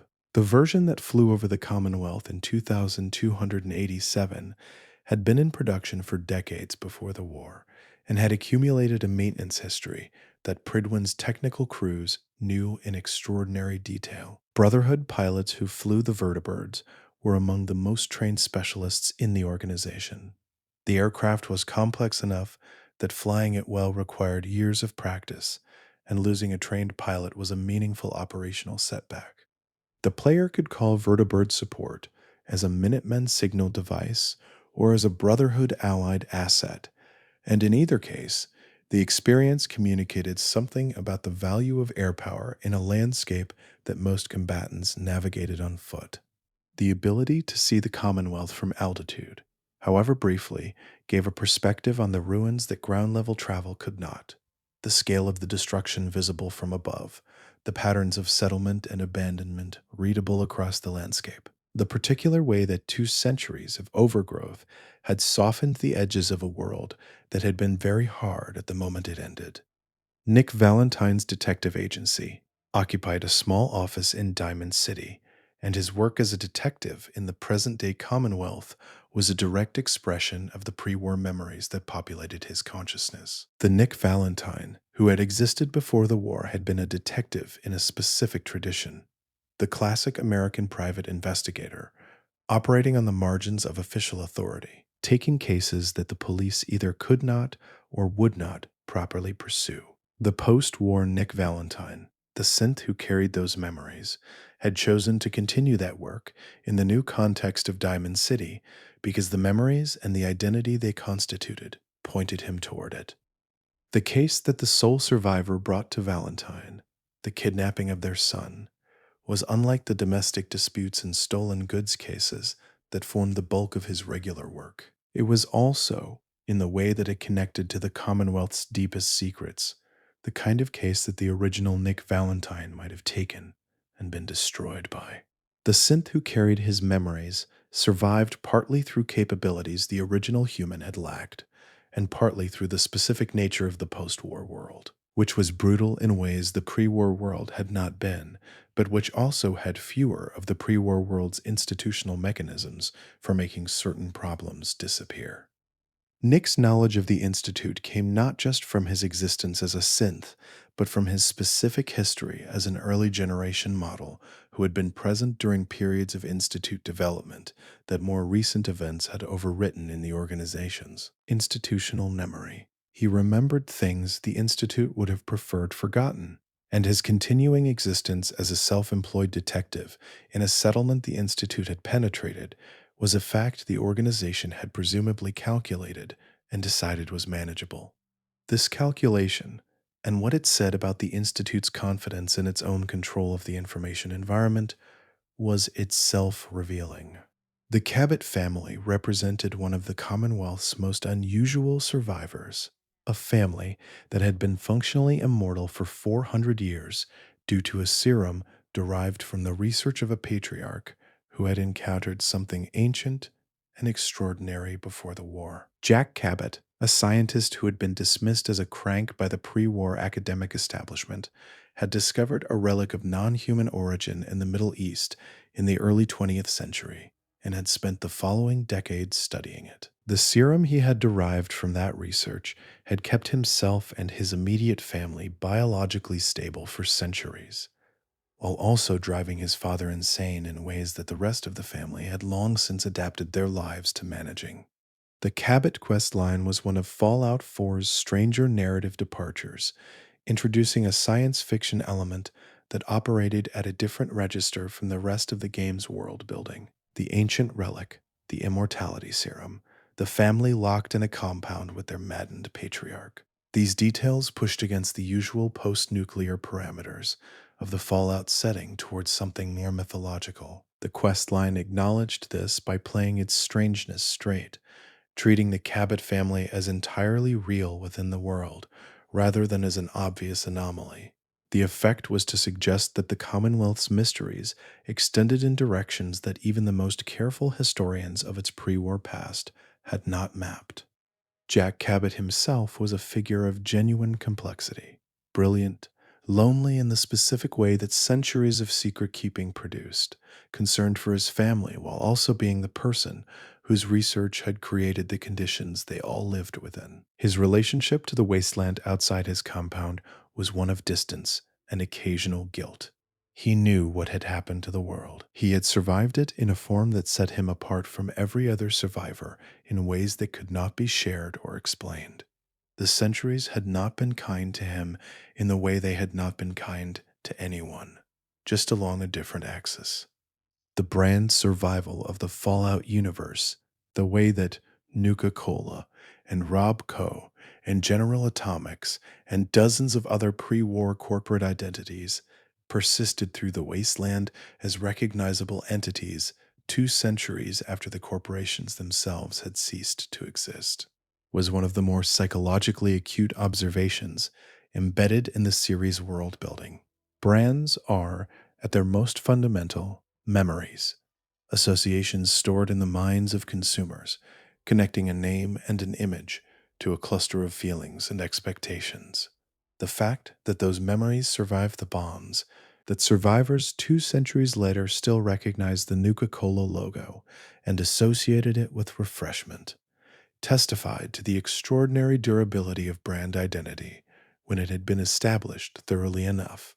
The economy built around brand recognition in the wasteland was not simply nostalgic, it was functional. A Nuka-Cola bottle cap was a currency because everyone agreed it was a currency, and everyone agreed it was a currency partly because the Nuka-Cola brand had been universal enough before the war that its artifacts were universal enough after it. The specific choice of bottle caps rather than some other object as the unit of exchange in the wasteland economy was not accidental.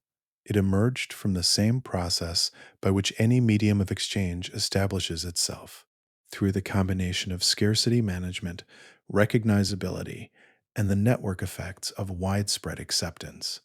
The pre-war advertising that still played on functional terminals and radio frequencies, cheerful promotional content for products that no longer existed in any meaningful supply, had an effect on the post-war wasteland population that the original advertisers had certainly not intended. People who had grown up hearing Nuka-Cola jingles carried an association with the brand that influenced their perception of the product whenever they encountered it.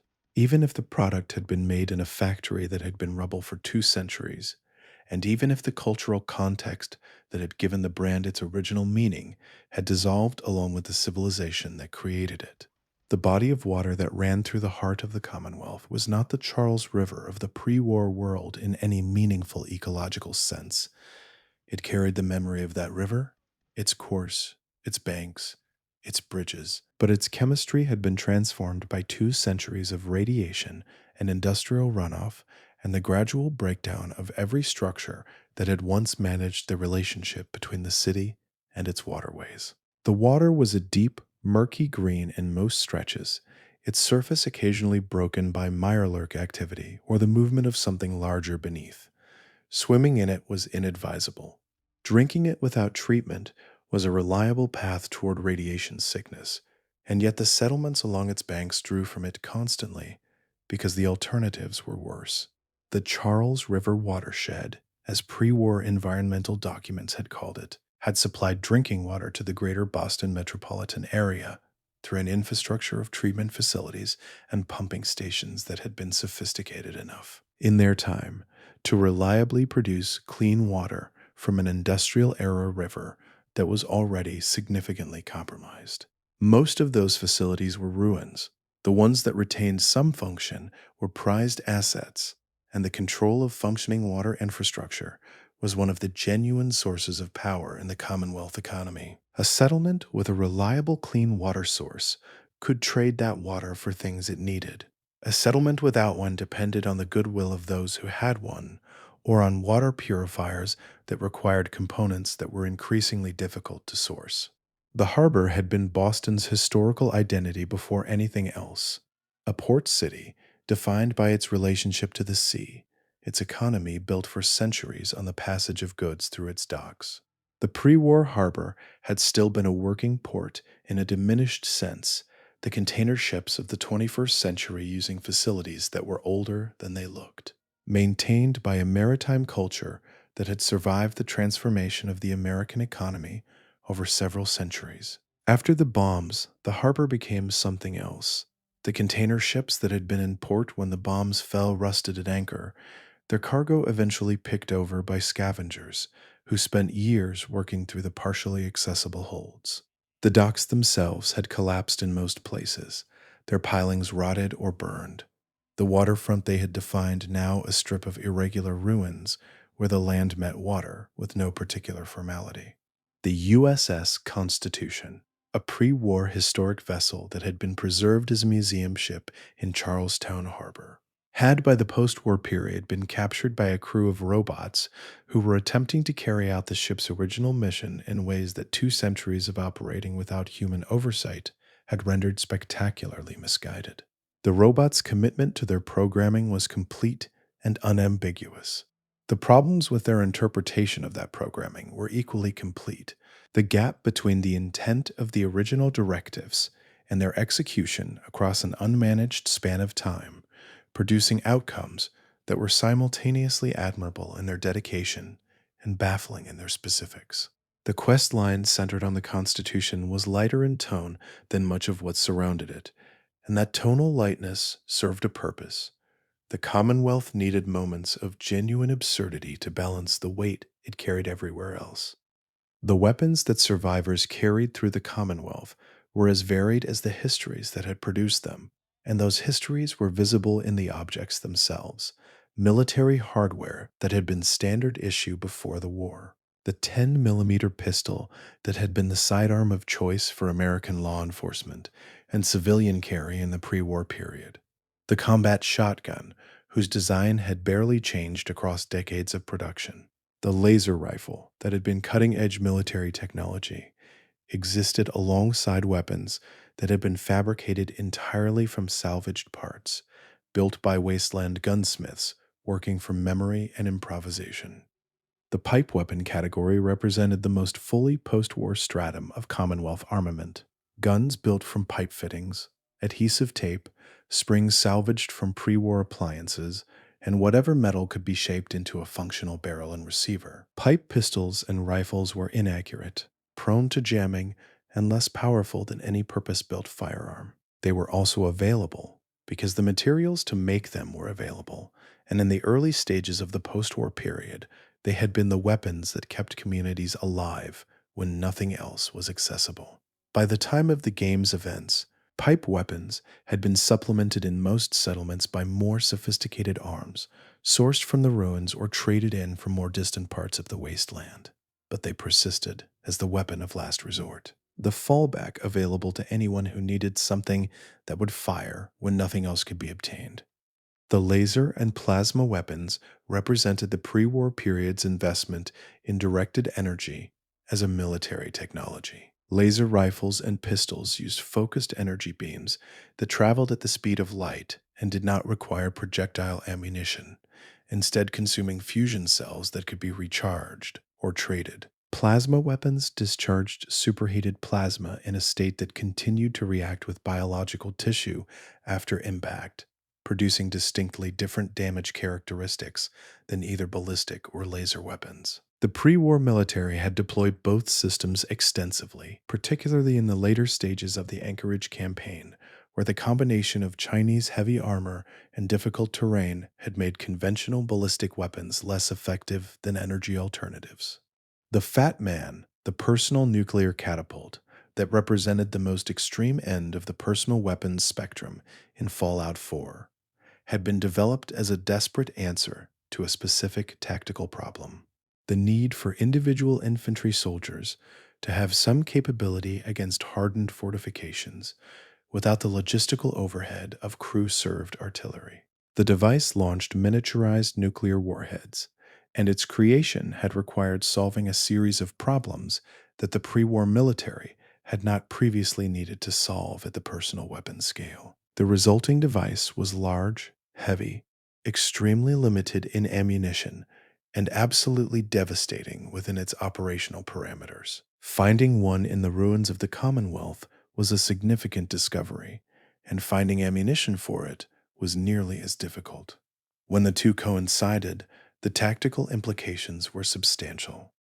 The Gauss rifle occupied a different position in the Commonwealth weapon taxonomy, a precision instrument rather than an area weapon, designed for accuracy at extreme range through the use of electromagnetic acceleration rather than chemical propellant.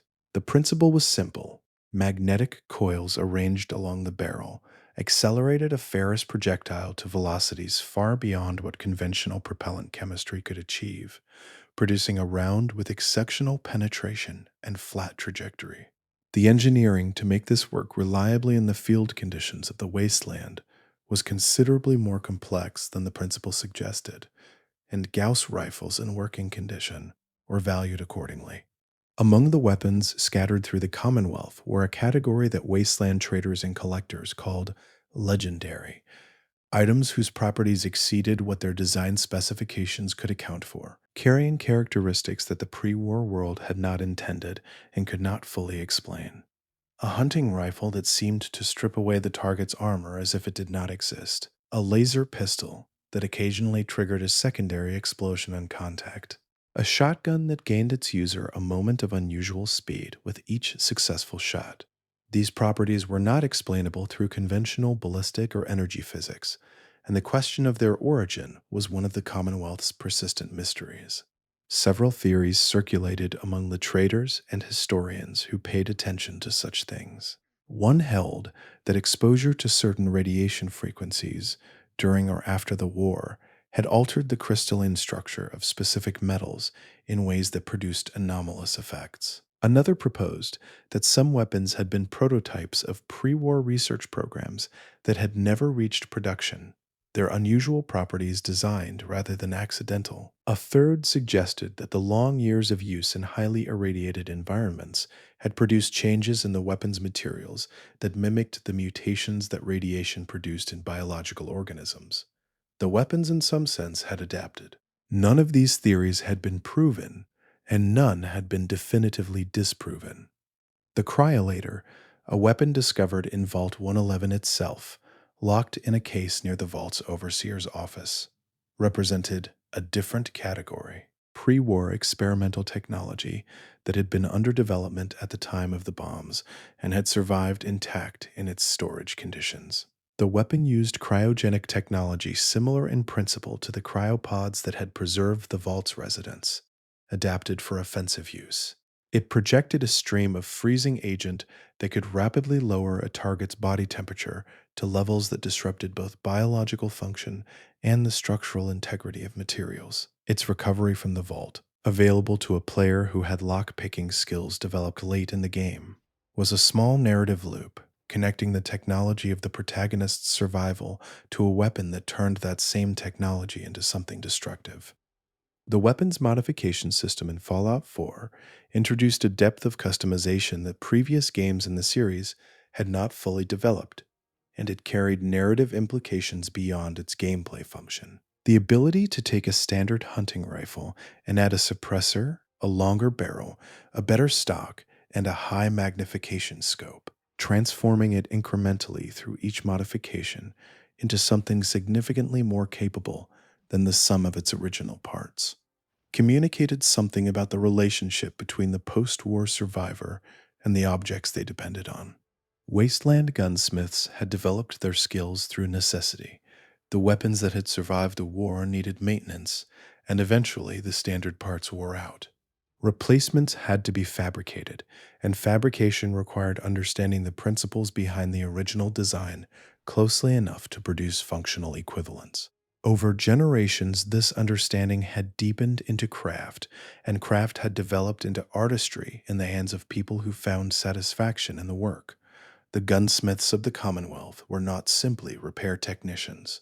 They were practitioners of a tradition that had developed its own standards and aesthetics, its own sense of what a weapon should be and how it should feel, and what the ratio of its weight to its capability said about the quality of the person who had made it. Arturo Rodriguez in Diamond City represented this tradition in its most commercially visible form, a craft person who had built a business around skills that were genuinely rare and genuinely valued. His prices reflected not just the materials involved, but the knowledge and time that had accumulated in producing the ability to work at his level.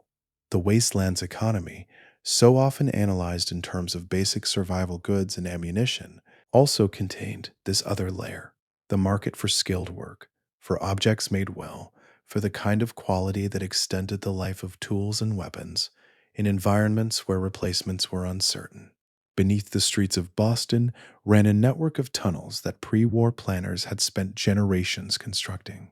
Subway lines, utility corridors, drainage systems, infrastructure designed to move people and resources through a city of millions without disrupting the surface. In the post-war period, these tunnels had taken on a second life as shelter, as transit routes for those willing to navigate their hazards, and as territory claimed by the various populations that had moved into the underground when the surface became too dangerous, or too crowded, or simply too exposed.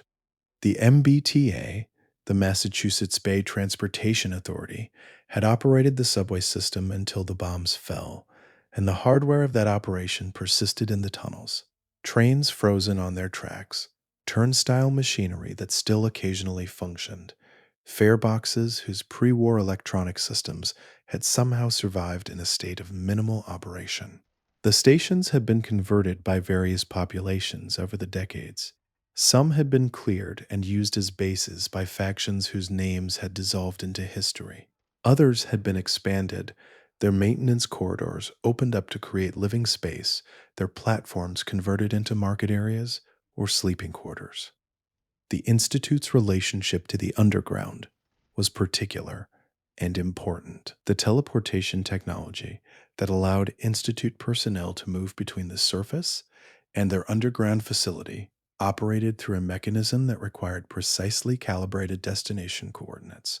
And the underground geometry of the Commonwealth was part of the navigational environment within which that calibration operated. Institute personnel moving through the tunnels on surface operations had developed detailed knowledge of the underground's current state, which passages were clear, which were flooded, which were held by feral ghouls that had colonized them in numbers too large to make passage practical. This knowledge was proprietary, one of the Institute's operational advantages, maintained in terminal records that the player could access only after infiltrating the organization.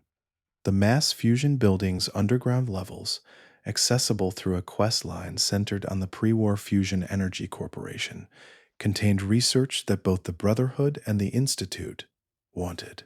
The beryllium agitator stored in the building's reactor level was a component of sufficient technical significance that both factions had identified its recovery as a strategic priority. The conflict over its recovery, depending on the player's faction allegiances, was representative of how the Commonwealth's underground served as a stage for the same factional conflicts that played out more visibly on the surface, with the added complications that the underground's geography imposed.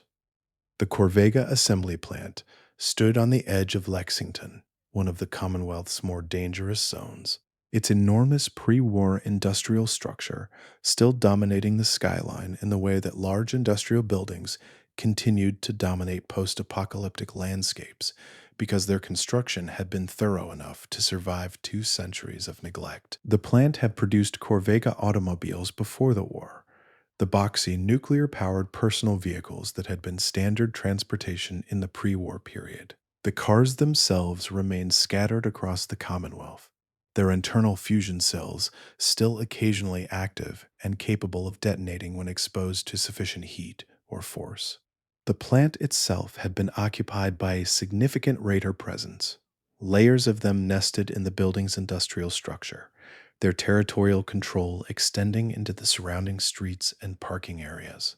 The specific organization of their occupation, the barricades constructed from pre-war vehicle parts, the guard positions at windows that had once provided light for assembly line workers, the particular ecology of a place that had been repurposed from production to habitation to fortification over the course of decades, was characteristic of how the Commonwealth's ruins were lived in rather than simply occupied. The holotape records within the plant told the story of its final working days before the war: productivity reports, personnel records, maintenance schedules. A quality control supervisor had been filing reports about an increasing rate of defects in the assembly line's output in the weeks before the bombs fell. The reports were filed with bureaucratic precision, the language unchanged from standard industrial documentation, as if the person writing them had not noticed that the world outside was in the final stages of a crisis that would make automotive quality control permanently irrelevant. Or perhaps they had noticed and had found comfort in the routine. The records did not say. The residential ruins of the Commonwealth contained stories that were not attached to any quest or faction, stories that existed entirely in the arrangement of objects in a room, in the specific combination of items that a family had owned and left behind, in the distances between where things were found. A child's bedroom with drawings still tacked to the walls, the subject of those drawings suggesting a child who had been happy and curious and had no way of knowing what was coming. A kitchen where 2 place settings had been left out, the food long gone but the gesture of preparation remaining. A study where someone had been reading 3 books simultaneously, all of them left open to different pages, the progression of their thinking permanently interrupted. These environmental stories were never identified by name or linked to specific characters. They were the anonymous background population of the pre-war world, people whose individual identities had not been preserved by history or by the game's quest design, but whose lives were readable in the residue they had left behind. The unnamed family in the townhouse with the children's drawings, the unnamed couple who had been eating dinner when the sirens went, the unnamed scholar with their 3 open books. None of them had come back for their things. None of them ever would.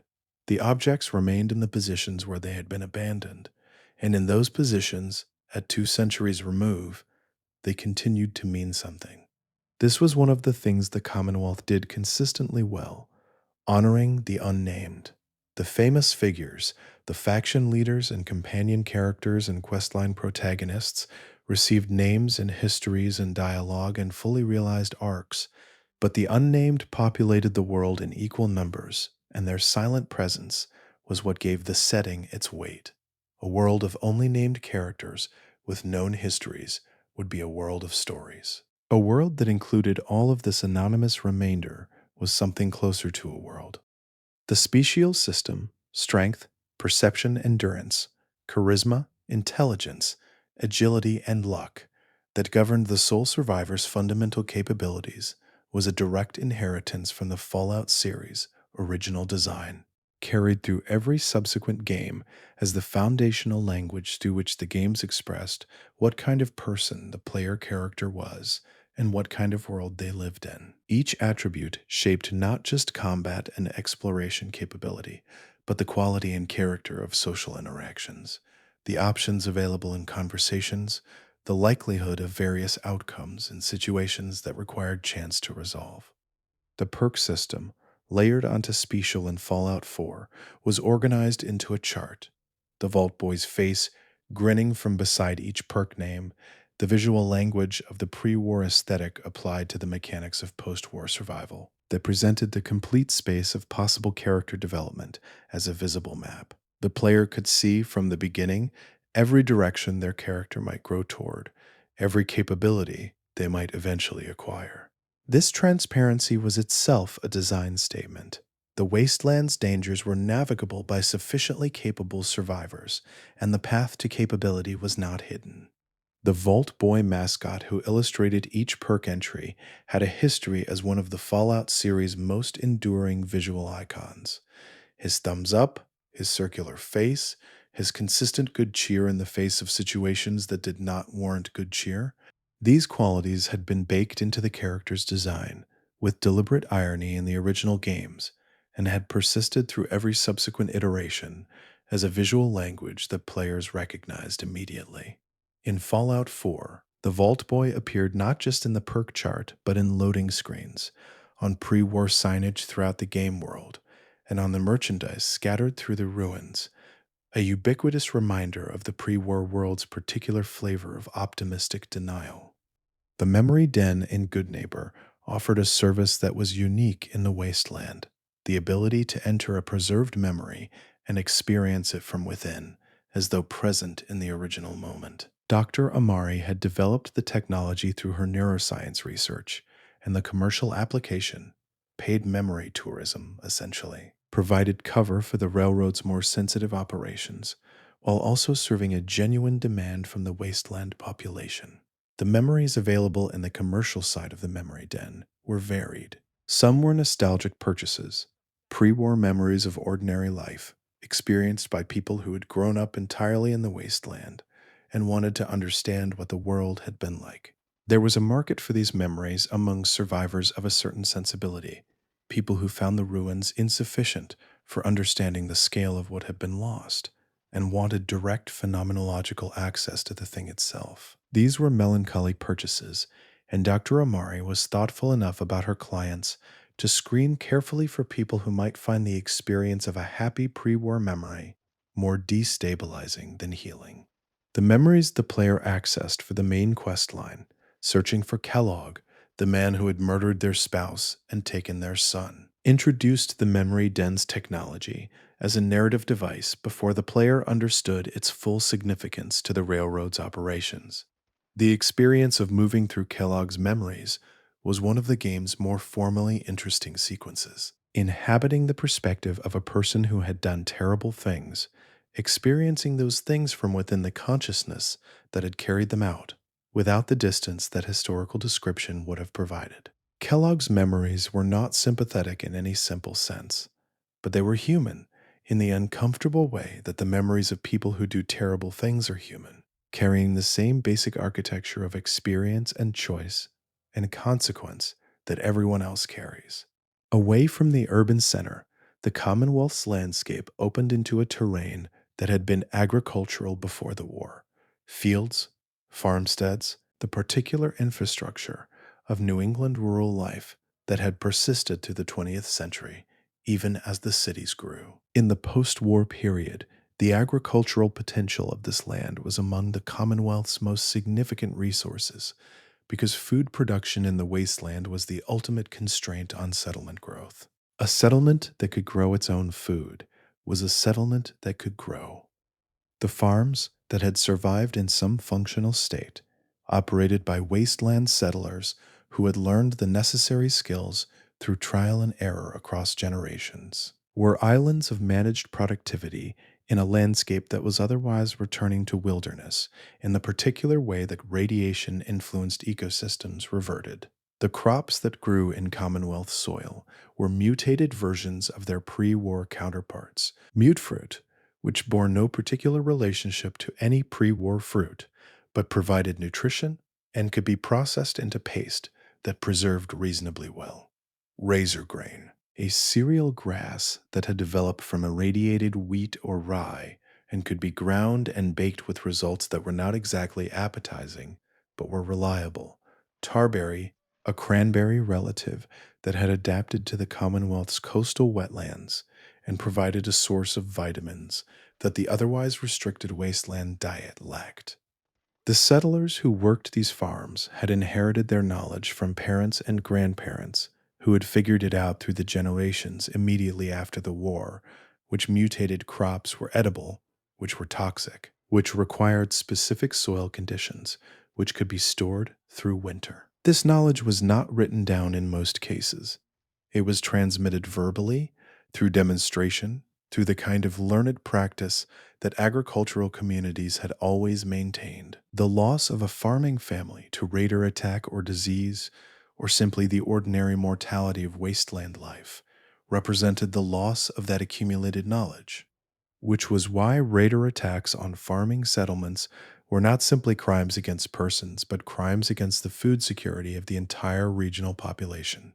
The United States military that had existed before the war had been an enormous institution, and its remnants were distributed across the Commonwealth in forms that ranged from the clearly military, fortifications, armories, training facilities, to the deeply ambiguous. The military had been present in Massachusetts not just through installations, but through the communities built around them, the housing and services that had supported military families, the supply networks that had moved equipment and personnel through the region.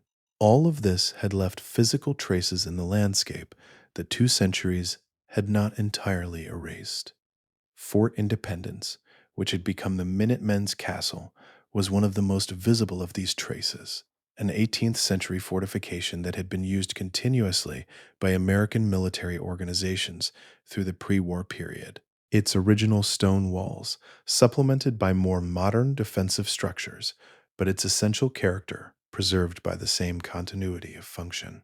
The fort's history extended back to the colonial period, and its walls had been witnesses to several distinct chapters of American military history before the bombs made all of that history simply pre-war. The National Guard training facilities scattered through the Commonwealth contained stores of equipment that had been maintained in readiness for a mobilization that had come and gone before any of it could be deployed through normal channels. The guardsmen who had been stationed at these facilities when the bombs fell had attempted to restore order in the immediate aftermath. There were terminal records of organized patrols, of attempts to establish communication with command structures that no longer existed, of gradually diminishing reports as the radiation took its toll and the social fabric of the post-war period completed its dissolution. The equipment remained. The people who had been ready to use it had not. The military's research programs were another layer of pre-war presence in the Commonwealth. Experiments that had been ongoing at the time of the bombs had sometimes continued in a degraded form in the absence of human oversight. Automated systems running protocols that their original operators had not returned to conclude. The super mutant program that eventually supplied the Institute with its template had drawn on military research into the forced evolutionary virus that predated the Institute itself. The power armor that the player found rusting in the ruins of military facilities had been intended to outfit soldiers who never arrived. The weapons and armory lockups had been waiting for requisitions that were never filed.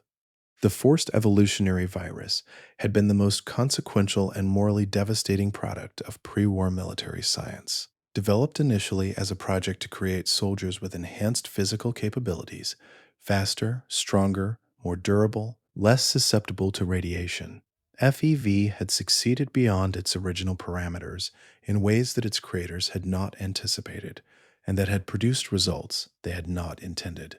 The mutational effects of the virus on human subjects were transformative to a degree that erased the original individual, rather than enhancing them, producing the super mutants that had become one of the defining dangers of the post-war world. The pre-war government had conducted FEV research at multiple facilities using subjects whose consent had been obtained through forms of coercion that the official records did not acknowledge. Mariposa Military Base in California had been the largest such facility, and it was the discovery of what was happening there that had prompted Roger Maxson to break with the United States military and found what became the Brotherhood of Steel.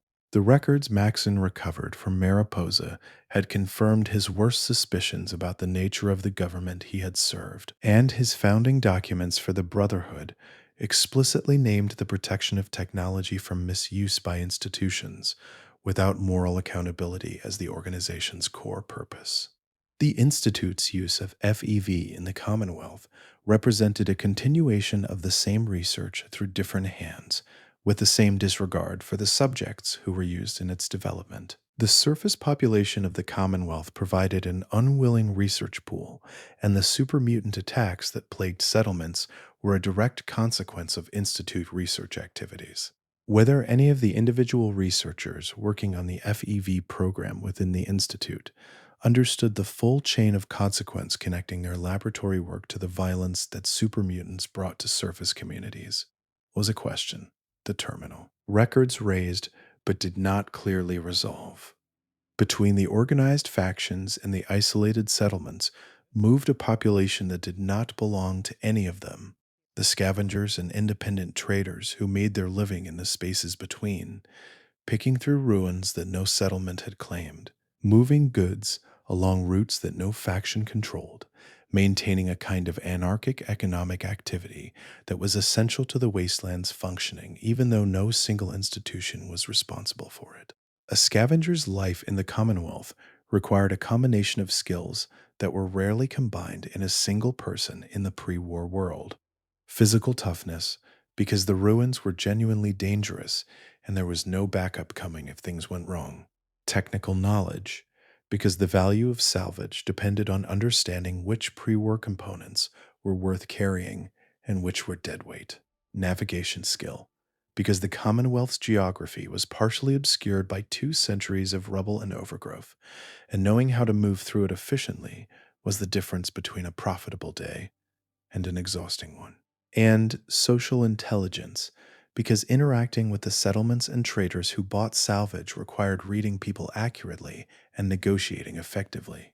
Caravan guards, who accompanied the trade convoys that moved between settlements, occupied a position that was slightly different from the scavengers, but equally essential. They traded their combat capability for a share of the convoy's profit and the relative security of traveling with companions rather than alone. The routes they traveled had been established over decades, the most reliable paths documented informally through the accumulated experience of generations of travelers. A caravan that went off route for any reason was accepting additional risk that the guard's pay was not calculated to cover. And this tension between economic efficiency and personal safety played out in small negotiations that were constant features of the caravan culture. The Commonwealth was a place where memory, personal memory, cultural memory, institutional memory, operated under conditions of extraordinary stress. The personal memories of anyone old enough to have been conscious before the war were either absent because the war had happened 2 centuries ago and no unaugmented human lived that long, or they were preserved in unusual circumstances. The cryogenic stasis of the sole survivor, the synthetic memories of Nick Valentine, the artificial longevity of the Cabot family.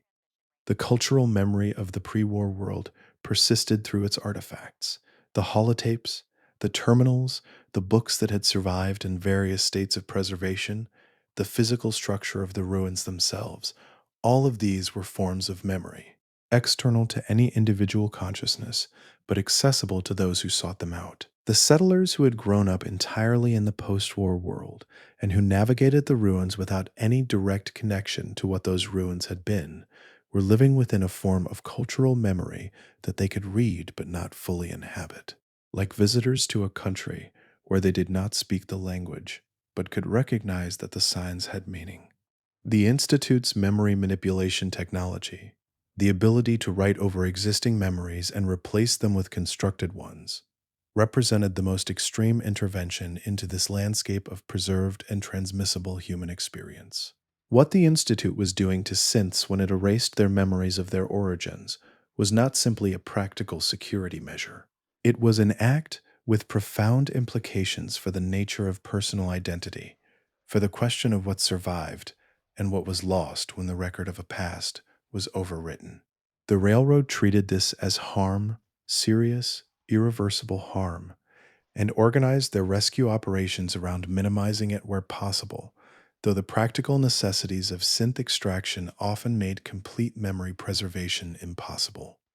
The neighborhood of Sanctuary Hills in the post-war period had been reclaimed by time in the specific way that the Northeast American climate reclaimed abandoned structures, slowly, thoroughly, without particular drama. The houses that had stood in neat rows still stood in rough rows, their shapes mostly preserved under the damage, their yards overgrown with the vegetation that had moved back into the space when human maintenance ended.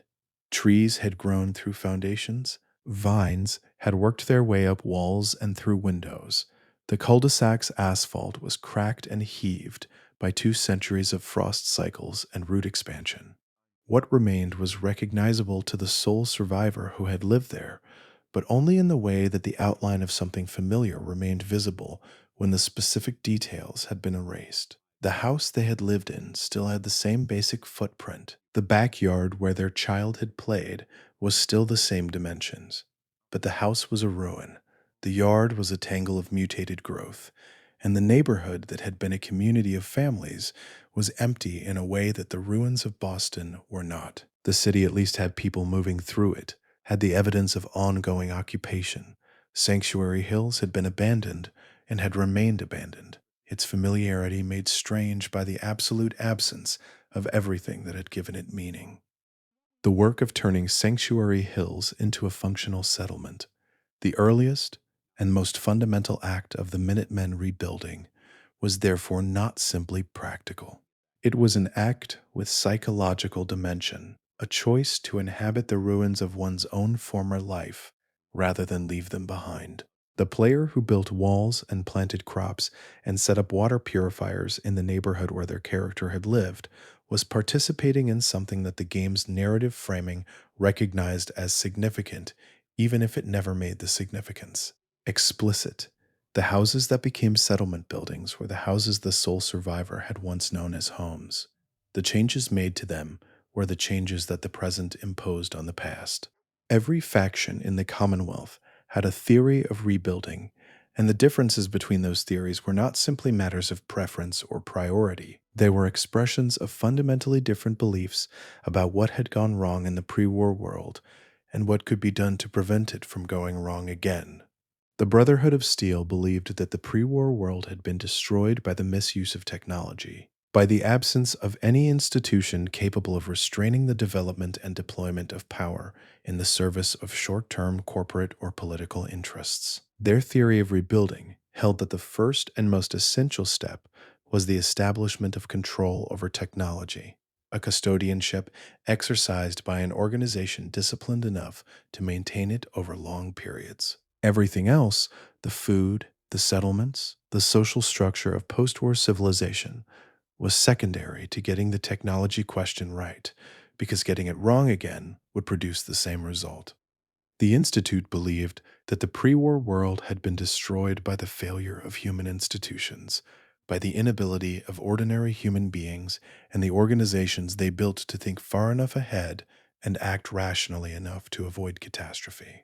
Their theory of rebuilding held that the next version of civilization needed to be designed rather than allowed to emerge, guided by scientific intelligence rather than political process, built on foundations more durable than the democratic institutions that had failed to prevent the war. The synths they created were part of this vision, a workforce that could be directed without the friction of human motivation, a labor force that could be allocated to the Commonwealth's needs rather than to its own desires. The Minutemen believed that rebuilding required exactly the opposite of centralized control, that the lesson of the pre-war period was precisely the danger of concentrated power, and that the next civilization needed to distribute authority as widely as possible to build networks of mutual support rather than hierarchies of command, to trust communities to make their own decisions while providing the security that made those decisions possible. Their theory was humble about what any single institution could achieve, and ambitious about what many connected institutions might collectively produce. The railroad had a theory of rebuilding that was specific enough to be practically urgent.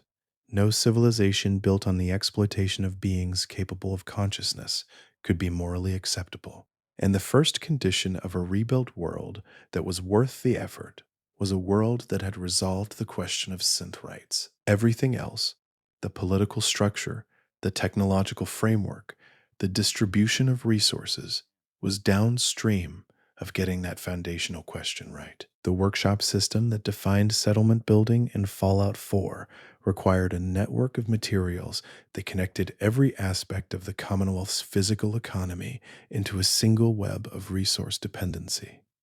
Steel for structural elements, wood for framing and furniture, copper for electrical systems, adhesive, the most consistently valuable and consistently scarce resource in the workshop economy, for holding virtually everything together, rubber for insulation and mechanical connections, glass for optical components and certain defensive systems, crystals and circuitry and fiber optics for the more advanced technologies.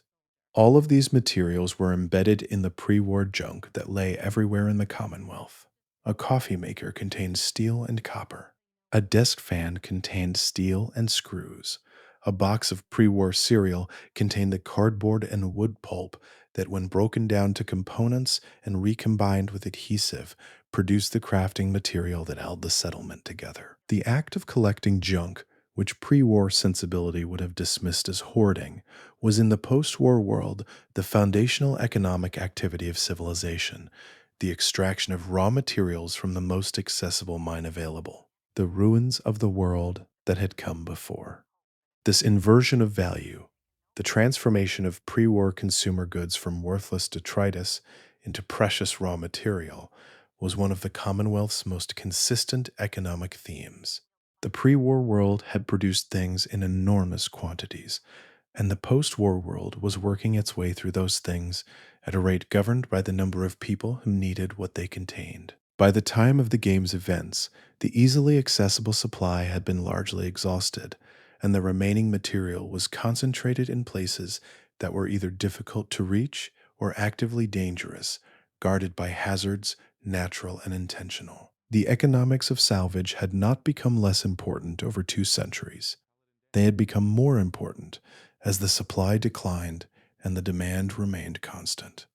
The glowing ones, ghouls whose radiation absorption had proceeded to the point where they themselves emitted radiation, their bodies having internalized the process of radiation decay in ways that made them both more durable than ordinary ghouls and actively dangerous to approach, occupied a specific ecological and cultural position in the Commonwealth. They were not simply supercharged versions of the feral ghouls they often traveled alongside. Their relationship to radiation was qualitatively different, a biological transformation that had gone further than the ghoulification process typically produced. Within the children of Adam, the glowing ones held special religious significance. Their physical luminescence, the visible glow of their irradiated bodies, was interpreted as visible evidence of divine favor, of communion with Adam so thorough that the communion had become external and observable. In practice, communities that included glowing ones needed to manage the radiation they emitted, but the children of Adam inhabited environments where radiation management was not a priority in the conventional sense, and the glowing ones among them were treated with the reverence that the theology demanded. The transformation from human to ghoul to glowing one, when it occurred without loss of consciousness, produced individuals who had an unusual relationship to the passage of time. The ghouls of the Commonwealth, who retained their cognitive function, had lived through decades or centuries that human lifespans did not permit, and the accumulation of experience over that time had produced perspectives that were genuinely different from those available to shorter-lived individuals. A ghoul who had been conscious for 150 years had watched generations of human communities rise and fall from a temporal position that allowed patterns to become visible that were invisible at the scale of a single human lifetime. The Commonwealth, after the events of the main quest, was not a fixed thing. The factions that survived whatever ending the player had chosen were not unchanged by their victory or their defeat. The Brotherhood, if it survived, faced the same internal contradictions it had always faced, the tension between its custodial mission and the isolation that mission required, the question of whether controlling technology was compatible with using it to help the wasteland population it claimed to serve. The Railroad, if it survived, faced the practical challenge of a mission that had largely succeeded. Synths were free, but the organization built to free them had less obvious purpose once the Institute was gone. The Minutemen, if they had been rebuilt, faced the perennial challenge of voluntary coalition, the constant maintenance required to keep communities cooperating when no existential threat was forcing them to. The work of building trust between settlements that had been rivals or strangers, of establishing the supply lines and communication networks and conflict resolution mechanisms that a functional regional organization required. This work was unspectacular and permanent, a maintenance task rather than a heroic one, requiring the kind of sustained attention that was harder to sustain than the crisis energy of the rebuilding period. The Commonwealth sky did not change with the ending of any particular faction conflict. The radiation remained. The ruins remained. The creatures that had adapted to the post-war landscape continued their biological negotiations with the irradiated environment. The people who had survived went on with their surviving, making the same daily decisions about food and water and shelter and community that they had been making before the sole survivor emerged from the vault and started changing the political landscape. The story the game told was important, and the story that continued after the game ended was the story that mattered most. The history of the Commonwealth, laid out across all its terminals and holotapes, and the quiet stories of its people, was never really about the bombs. The bombs were a threshold, not a subject. The subject was always what came after, what people chose to build from what remained, what they chose to remember, and what they let go. How they decided to treat each other in the years when the definitions were all still being written. That question does not end with any particular faction victory, or any particular explorer returning to the vault where their story began. It continues in every settlement that plants its next season's crops. It continues in every synth who wakes up in a safe house with a new name and the possibility of a morning that belongs to them. Thanks for watching. If these quiet details helped you relax, there's another video waiting on the left of your screen. You can let it play as you close your eyes. You might hear something soothing before you fall asleep again.